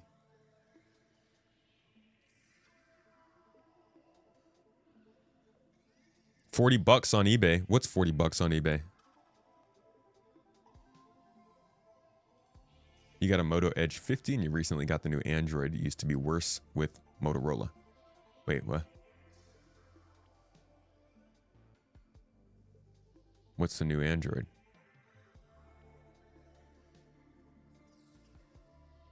The newest version of the Flip has a much improved outer screen. That's good. Then yeah, you probably can't go wrong with it. I don't think the brand is that important, but the form factor is a blessing. It's really nice. Just easy to grab. And it's fun to slam it shut, you know? What do you mean you won't have social tools ready for 4.8? Well, then you call me when it's happened. Oh, that was terrible. Wait, you gotta. Yeah. See, you gotta be able to. Some people are really good at that. I don't want to hear it anymore. Yeah. It's like you gotta really. It's in the wrist. Ah. Tell me about Quantum one more time, Tony. I'm terrible at it. The update frequency you got. Oh, Android 16. Okay, I hear you. Yeah. Android's never been good for updates. That's always been the pain point of using it.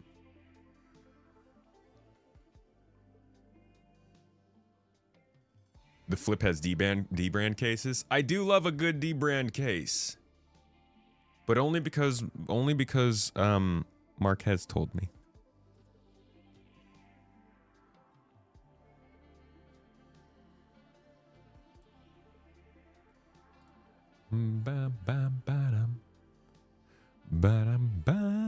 Dude, I can't believe that they're asking us to bring out our own, to advertise our own orgs for this event. That pains me, dude. What are you guys doing? That's such a weird one.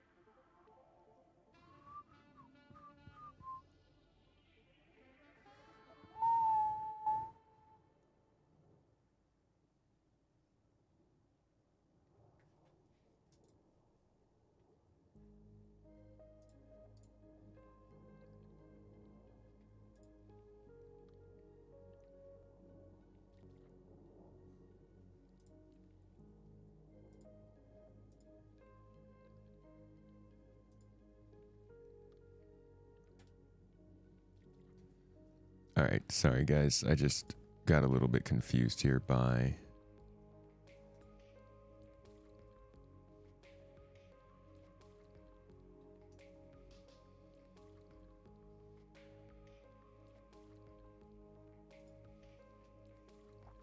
Marquez is a legend. Hey, he is. He is. I honestly think it's pretty funny how much people were freaking out on him about. People were like losing it about his app and stuff.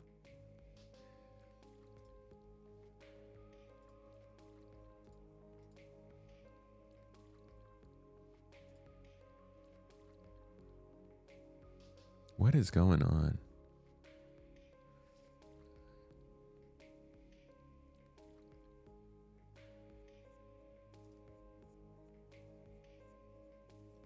Gameplay. That. Okay, so this must be all that.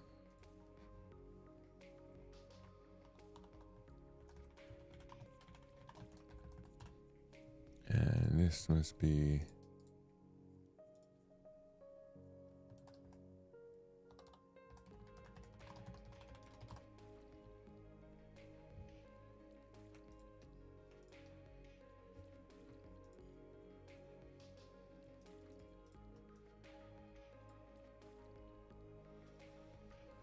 okay. I think it was a 96 miles per hour and a 35 mile per hour school zone. I mean, that definitely got brought up, but I specifically saw a lot of people basically saying they were never going to pay attention to him because he launched an app and it was like disconnected and stuff. And I'm like, y'all, you can have, I think a lot of folks now have a problem with disagreeing with somebody or having a problem with somebody and just acting on that instead of needing to demolish all relations to that person, being like, oh, this guy said that he doesn't like this. I just don't want to see anything else that ever comes from him ever again.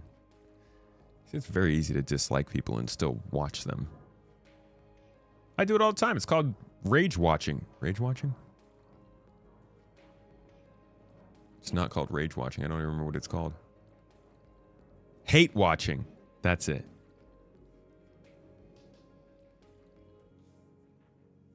What does the keyboard look like since we're into hardware?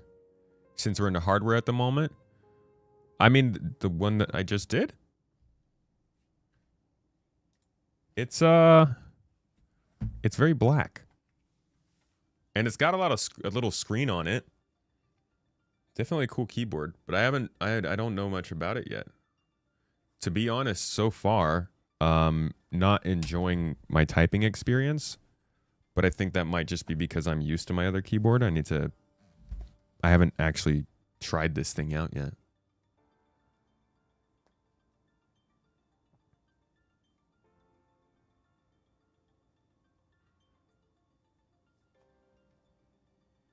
CIG, spend your own money to advertise because we won't.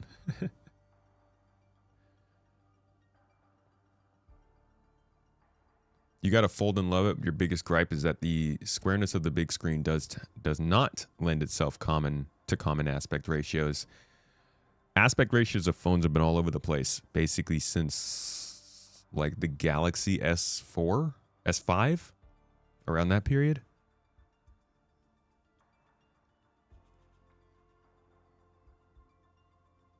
They're dead to you. They don't like the Windows key. Wait, who's dead to you? You like the Windows key? Whew.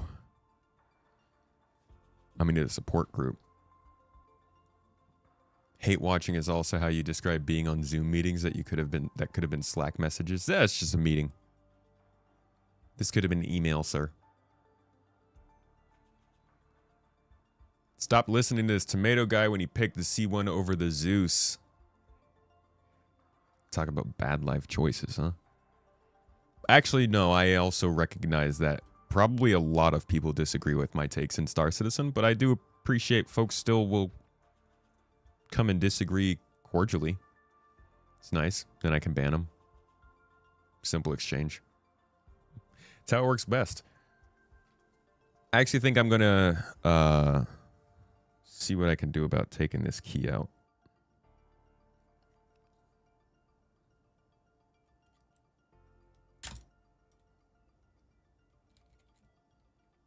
Get off my keyboard! Just opened Copilot.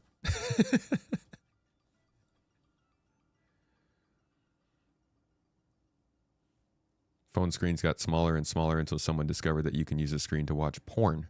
Since then, screens have gotten bigger with every generation. Interesting that it took time for them to figure that out. It's kind of crazy that this phone...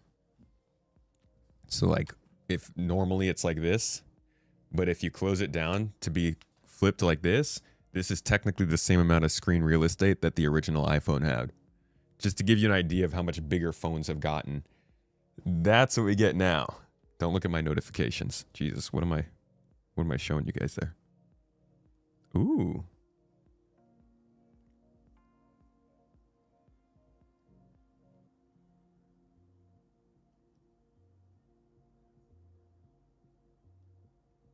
Interesting emails. Spirit fan here.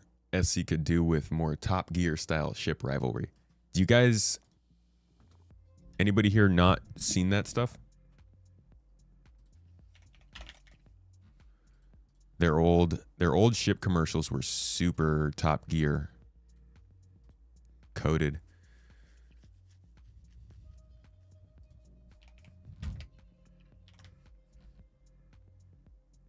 All these kinds. For $29.50, the Intergalactic Aerospace Expo is continuing its tour of Stanton, landing on the snowy slopes of Microtech. And while the weather outside may be frightful, the offerings at the Tobii Centre are nothing short of delightful. Solid internet, dude. For the record, this internet is provided by Fidium, and they do pretty bad. Welcome to Whitley's Guide.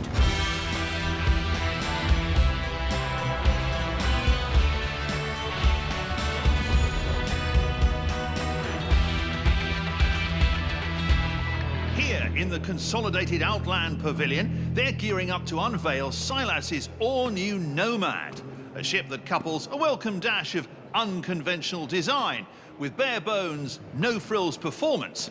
Under the hood, I had the powers that be at Whitley's arrange some hands-on time with the ship ahead of its release so I could go on a good old-fashioned excursion. From my very first glimpses of its hull, I've been bit hard by the travel bug. As we prepared for our trip, Jimmy got intimately acquainted with the Nomad's 24 SCU capacity external cargo hold. Well done, Jimmy. Over there with the other ones. Out here, finally free of the shackles of civilization, edible food, and air traffic laws, we were able to really flex the Nomad's muscles. Watch this, Jimmy! Let's test out these triple shields Silas was going on about, eh? Ooh,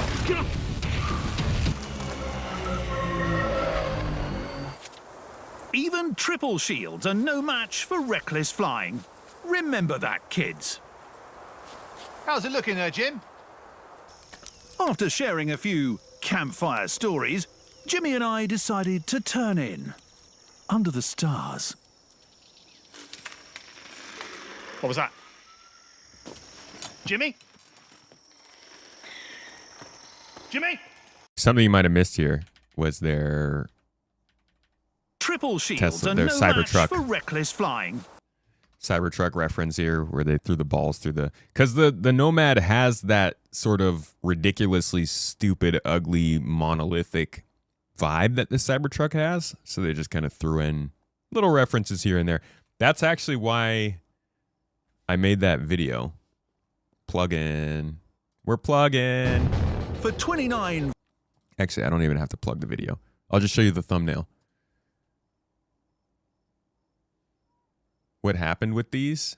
They kind of lost sight of the whole production. They wanted to bring Jax to Pyro, and then Pyro is not ready, so that wasn't very good. And they just kind of stopped. Remember that, kids. How's it looking there, Jim? After sharing a few campfire stories, Jimmy and I decided to turn in under the stars. What was that? Jimmy? Jimmy? Hello, Fraser. The onboard bed provides that extra level of security someone of my stature is used to. And convenient access to the laser repeaters made me rest extra easy. As our expedition came to a close, I couldn't help but feel that I'd tasted true freedom, which, coming from a person who gets pretty much everything he wants, is saying something. As I spooled up the quantum drive one last time, I knew I'd returned to civilization, a changed man, and that I'd never needed a shower so badly in my entire life. And here we are, Jimmy, safe and sound at IAE 2950. Now, it looks like they're getting ready for They even had their own announcement. Stig. So, take over, would you, Jimmy? I've got to get over to the VIP lounge before the open bar closes. Back in 2019. So he did a lot of this stuff, and then they brought him to Pyro in 2022. And this was meant to be kind of like a transition into the new systems. It was cool because they were acting it out in the advertisements as well as the game. By the way, that whole thing was my introduction for this thumbnail. If you've seen this video, that's why I used the Nomad in it, because this reference was clearly the Cybertruck, and they are the Tesla of video game Finally companies. happened. I got hit with one of those famous pyro solar flares, and the cutter has frankly, well, not been herself. But by good fortune of the Banu god of backwaters, I found this marketplace. Bro, why can't I stream a f***ing YouTube video? My good man. Do you happen to have a power coupling for a... Ooh. Are those Vandal parts? Now, tell me, are those Esperia replicas, or, are they the real deal? You like to walk on the wild side, man? I can dig it.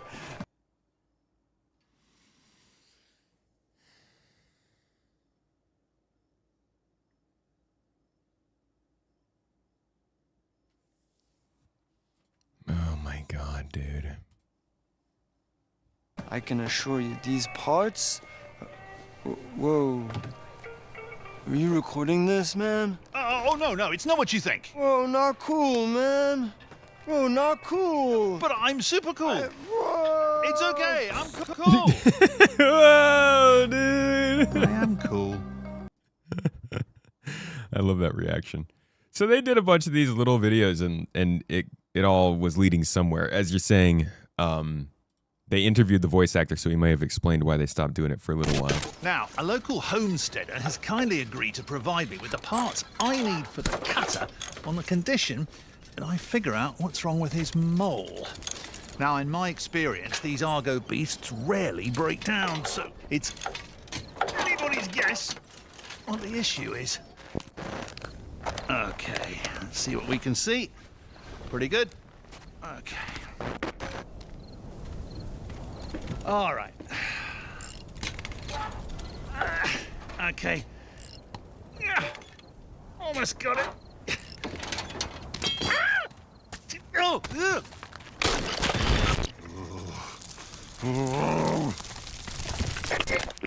Well, I fixed it. The mole should run fine now. I do have some bad news, though. You got crabs. Good one, dude. Come on!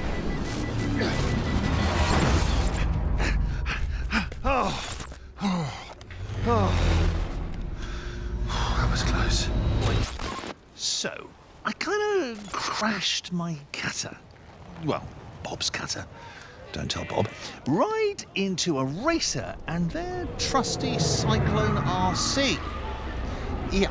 Well, fortunately, the rest of the competitors here agreed not to murder me if I took the incapacitated racer's place in the upcoming heat. Let's see if I can beat my time on the tumbrel test track. Here we go! Woo-hoo!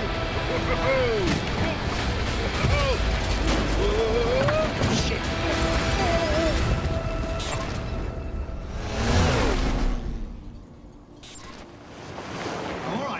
I'm all right.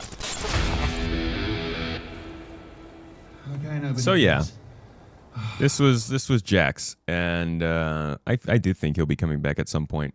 Good marketing. Now, a local but not right now. Down detector shows that YouTube has got some turbulence. No, it's my internet provider. Let me blame them, please. Makes me feel better. I'm not going to do Starlink because we need a hardwire. I'm not going to try and do anything that is experimental. I know Starlink is not necessarily experimental, but I would prefer to go with a fiber wire.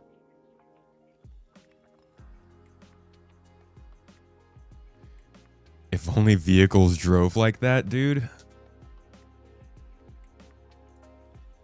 Vehicles driving in this game are one of those things I want to take some time to make a whole video about. But I just don't have fun making long form videos about the things that I really don't like in the game, so I never know how to cover it. Maybe I should cover that on the second channel, but yeah, if only vehicles drove like that. I still go back to this shot If you're not bringing from the new Planet Tech when they're showing the vehicle driving through that grass valley.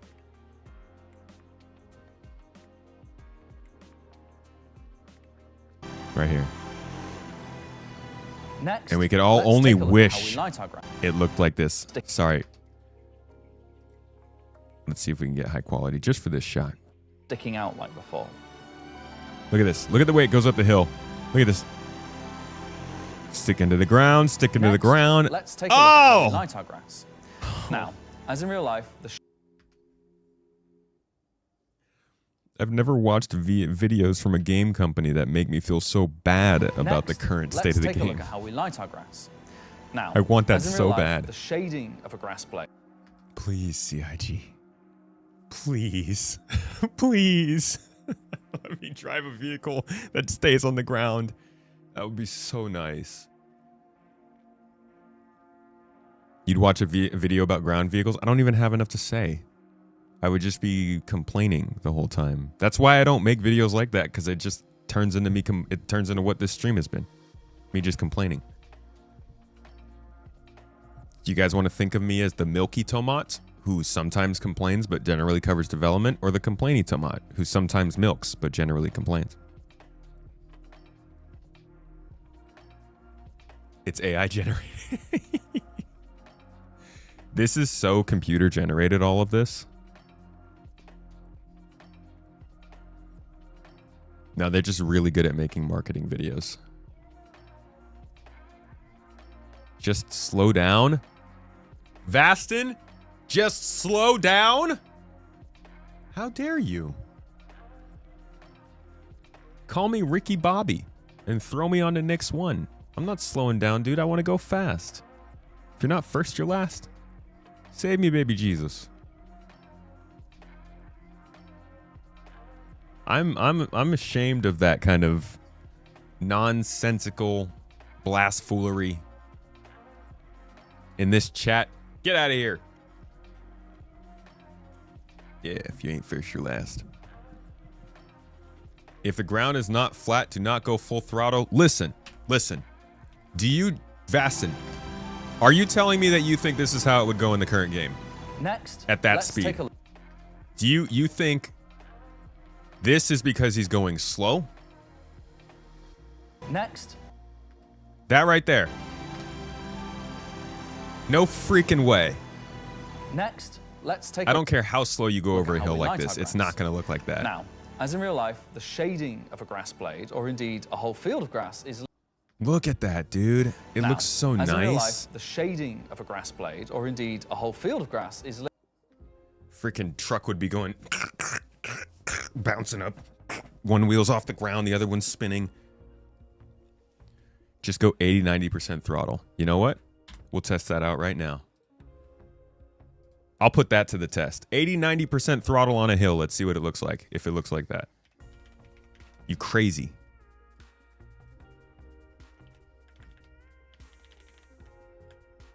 I can't type.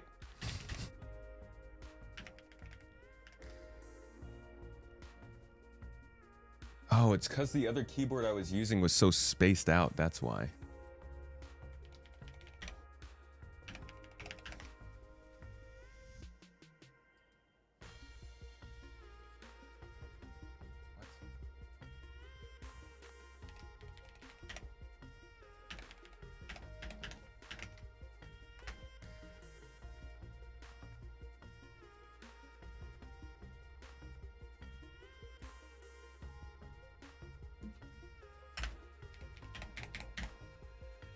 God dang it. Caps lock was on.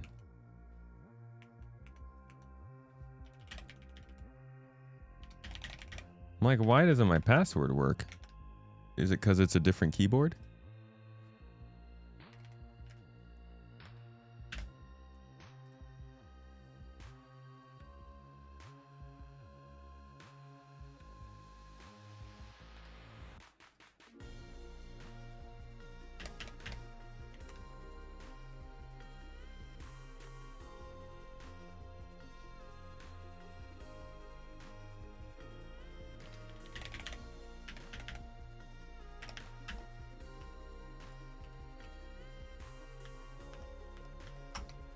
Dude, why can't I log in?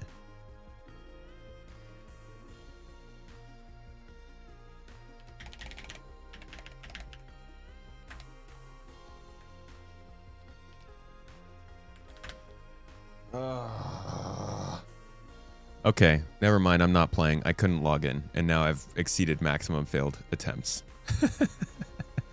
Sorry, I wanted to test the game, but I can't get it on. Getting to that hill will take an hour. Yeah. It's not even worth it. Instead,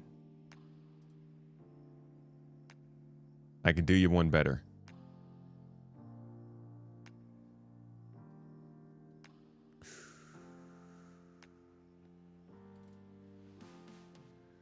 The repository. Ask Copilot for help. That's why it's there, huh? Yeah, I tested it out, like Lycos. No problems here. Luckily for me.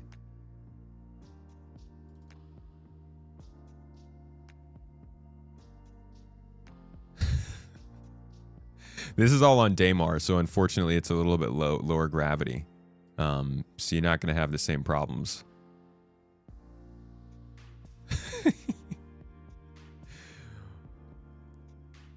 But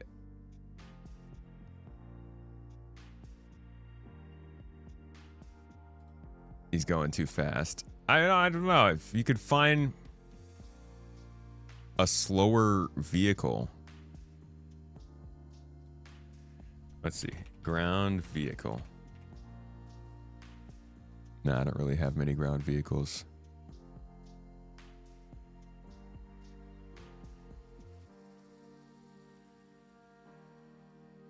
Oh, there was a little bit of me driving relatively slowly, and it didn't freak out. It can happen.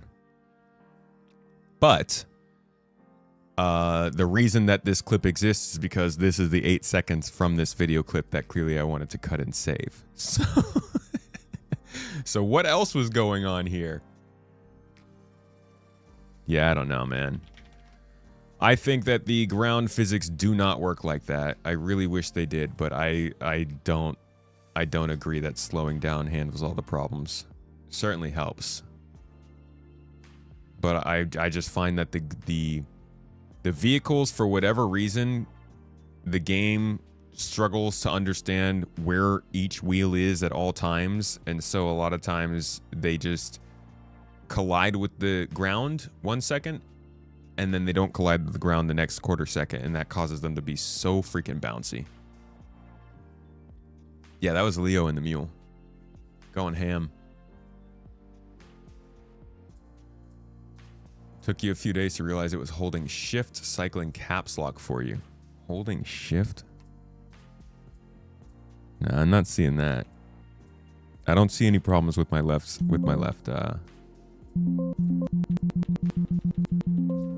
That sounds right, yeah.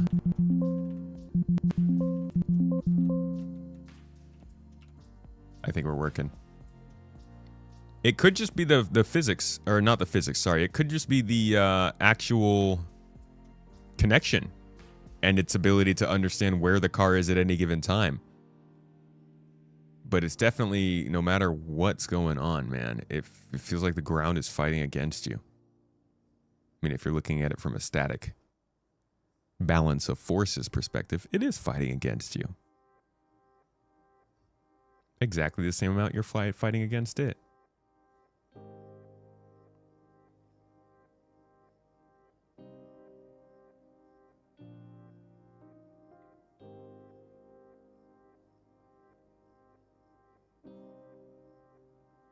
Just saw somebody wipe out back here.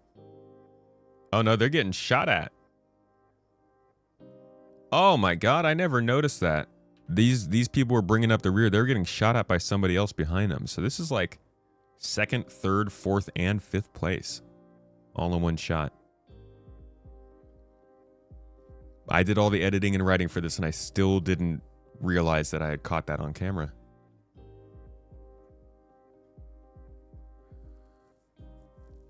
If all 4 are on the ground, you are good. If one is in the air, then when it hits the ground again, the game sees that contact as a new input and can throw you off. That's my problem, though, is one wheel ends up leaving the ground so often. Ride Hood, you want to raid Pooks? I'll keep an eye out for them.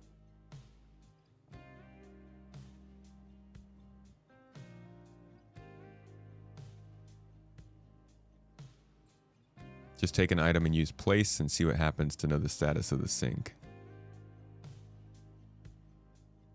Why are there sinks?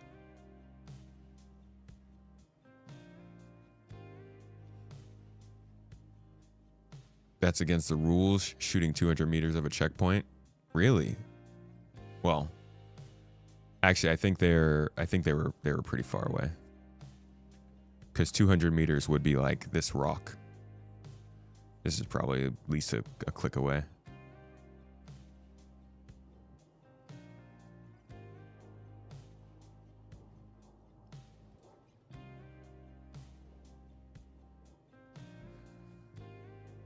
All right, y'all. Nobody has any more questions or anything. I have a video to get to. Little embargo ends in a couple of days, so I'm working on a special video for you guys coming out on Wednesday. It's that one rare blessing where we get to cover something that's not Star Citizen. So keep an eye out on the main channel for that, and I'll also probably stream that on Wednesday as well. So we'll do some Star Citizen, sure, but we'll start out with a little extra new game to check out if you guys are interested.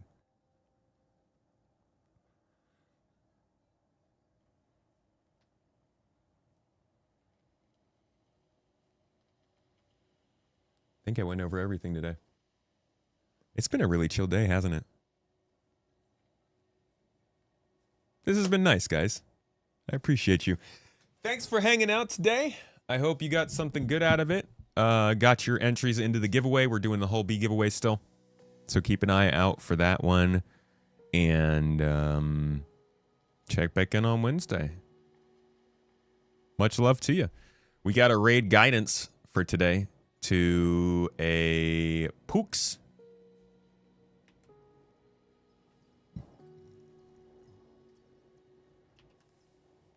Pooks is live and playing some Star Citizen. We'll head on over there, jump in, drop the toes, folks. I know you've got milk on your mind as well, so you can drop that too if that is important to you. And enjoy the hell out of the rest of your day. Paused Play says you had an awesome video on reasons a new player should play Star Citizen. Can you link it here? I don't know that one. Reasons for new players to play Star Citizen. You remember how long ago that might have been?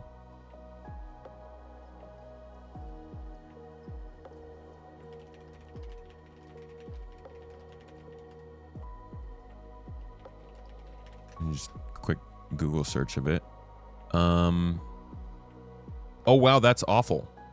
Google actually surfaces my member exclusive videos in Google search results. That's a choice. I think you might be talking about potentially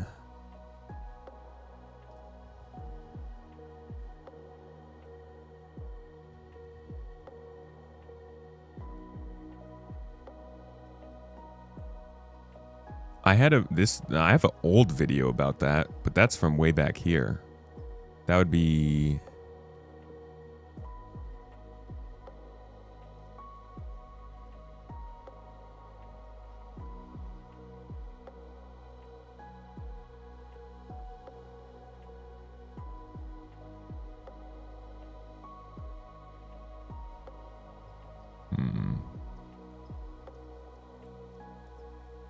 I don't know.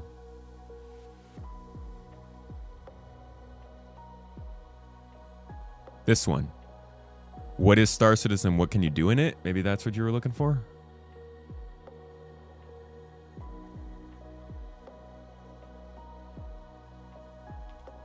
That might be the one you're looking for. I'll link it just in case. If not, you can still send it. Why not, huh? All right, guys. Oh, it was a couple months ago.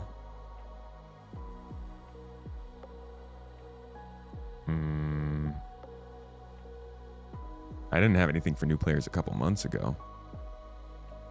Unless it's this one about the 2026 strategy. Solo players, that was about engineering. This one, what's changed? Maybe it was what's changed in Star Citizen. I'll link you that one. Either way, I don't know what else it might be, but I'll see you on Discord. You can shoot us a message over there, and we'll help you find the video you're looking for. Either way, thanks again for being here, folks. You're great people. It's always a joy streaming out in these parts, having a good time. I smell. I'm gonna go shower and then eat and then work. You guys, I'll have a good day. I'll see you on Wednesday. Take care of yourselves. Eat something you love. Do something you love. Give somebody you love a hug. Eat the, I don't know. Now I've lost the ability to find the person that you wanted me to raid. There we go. Yeah, eat something that you love. Give somebody a hug of love. Do something that you love. Drink some milk that you love. All the different things, all the combinations. Take care of yourself. You're good people. I love you. Appreciate you. And I hope you have a good Monday. Bye, y'all.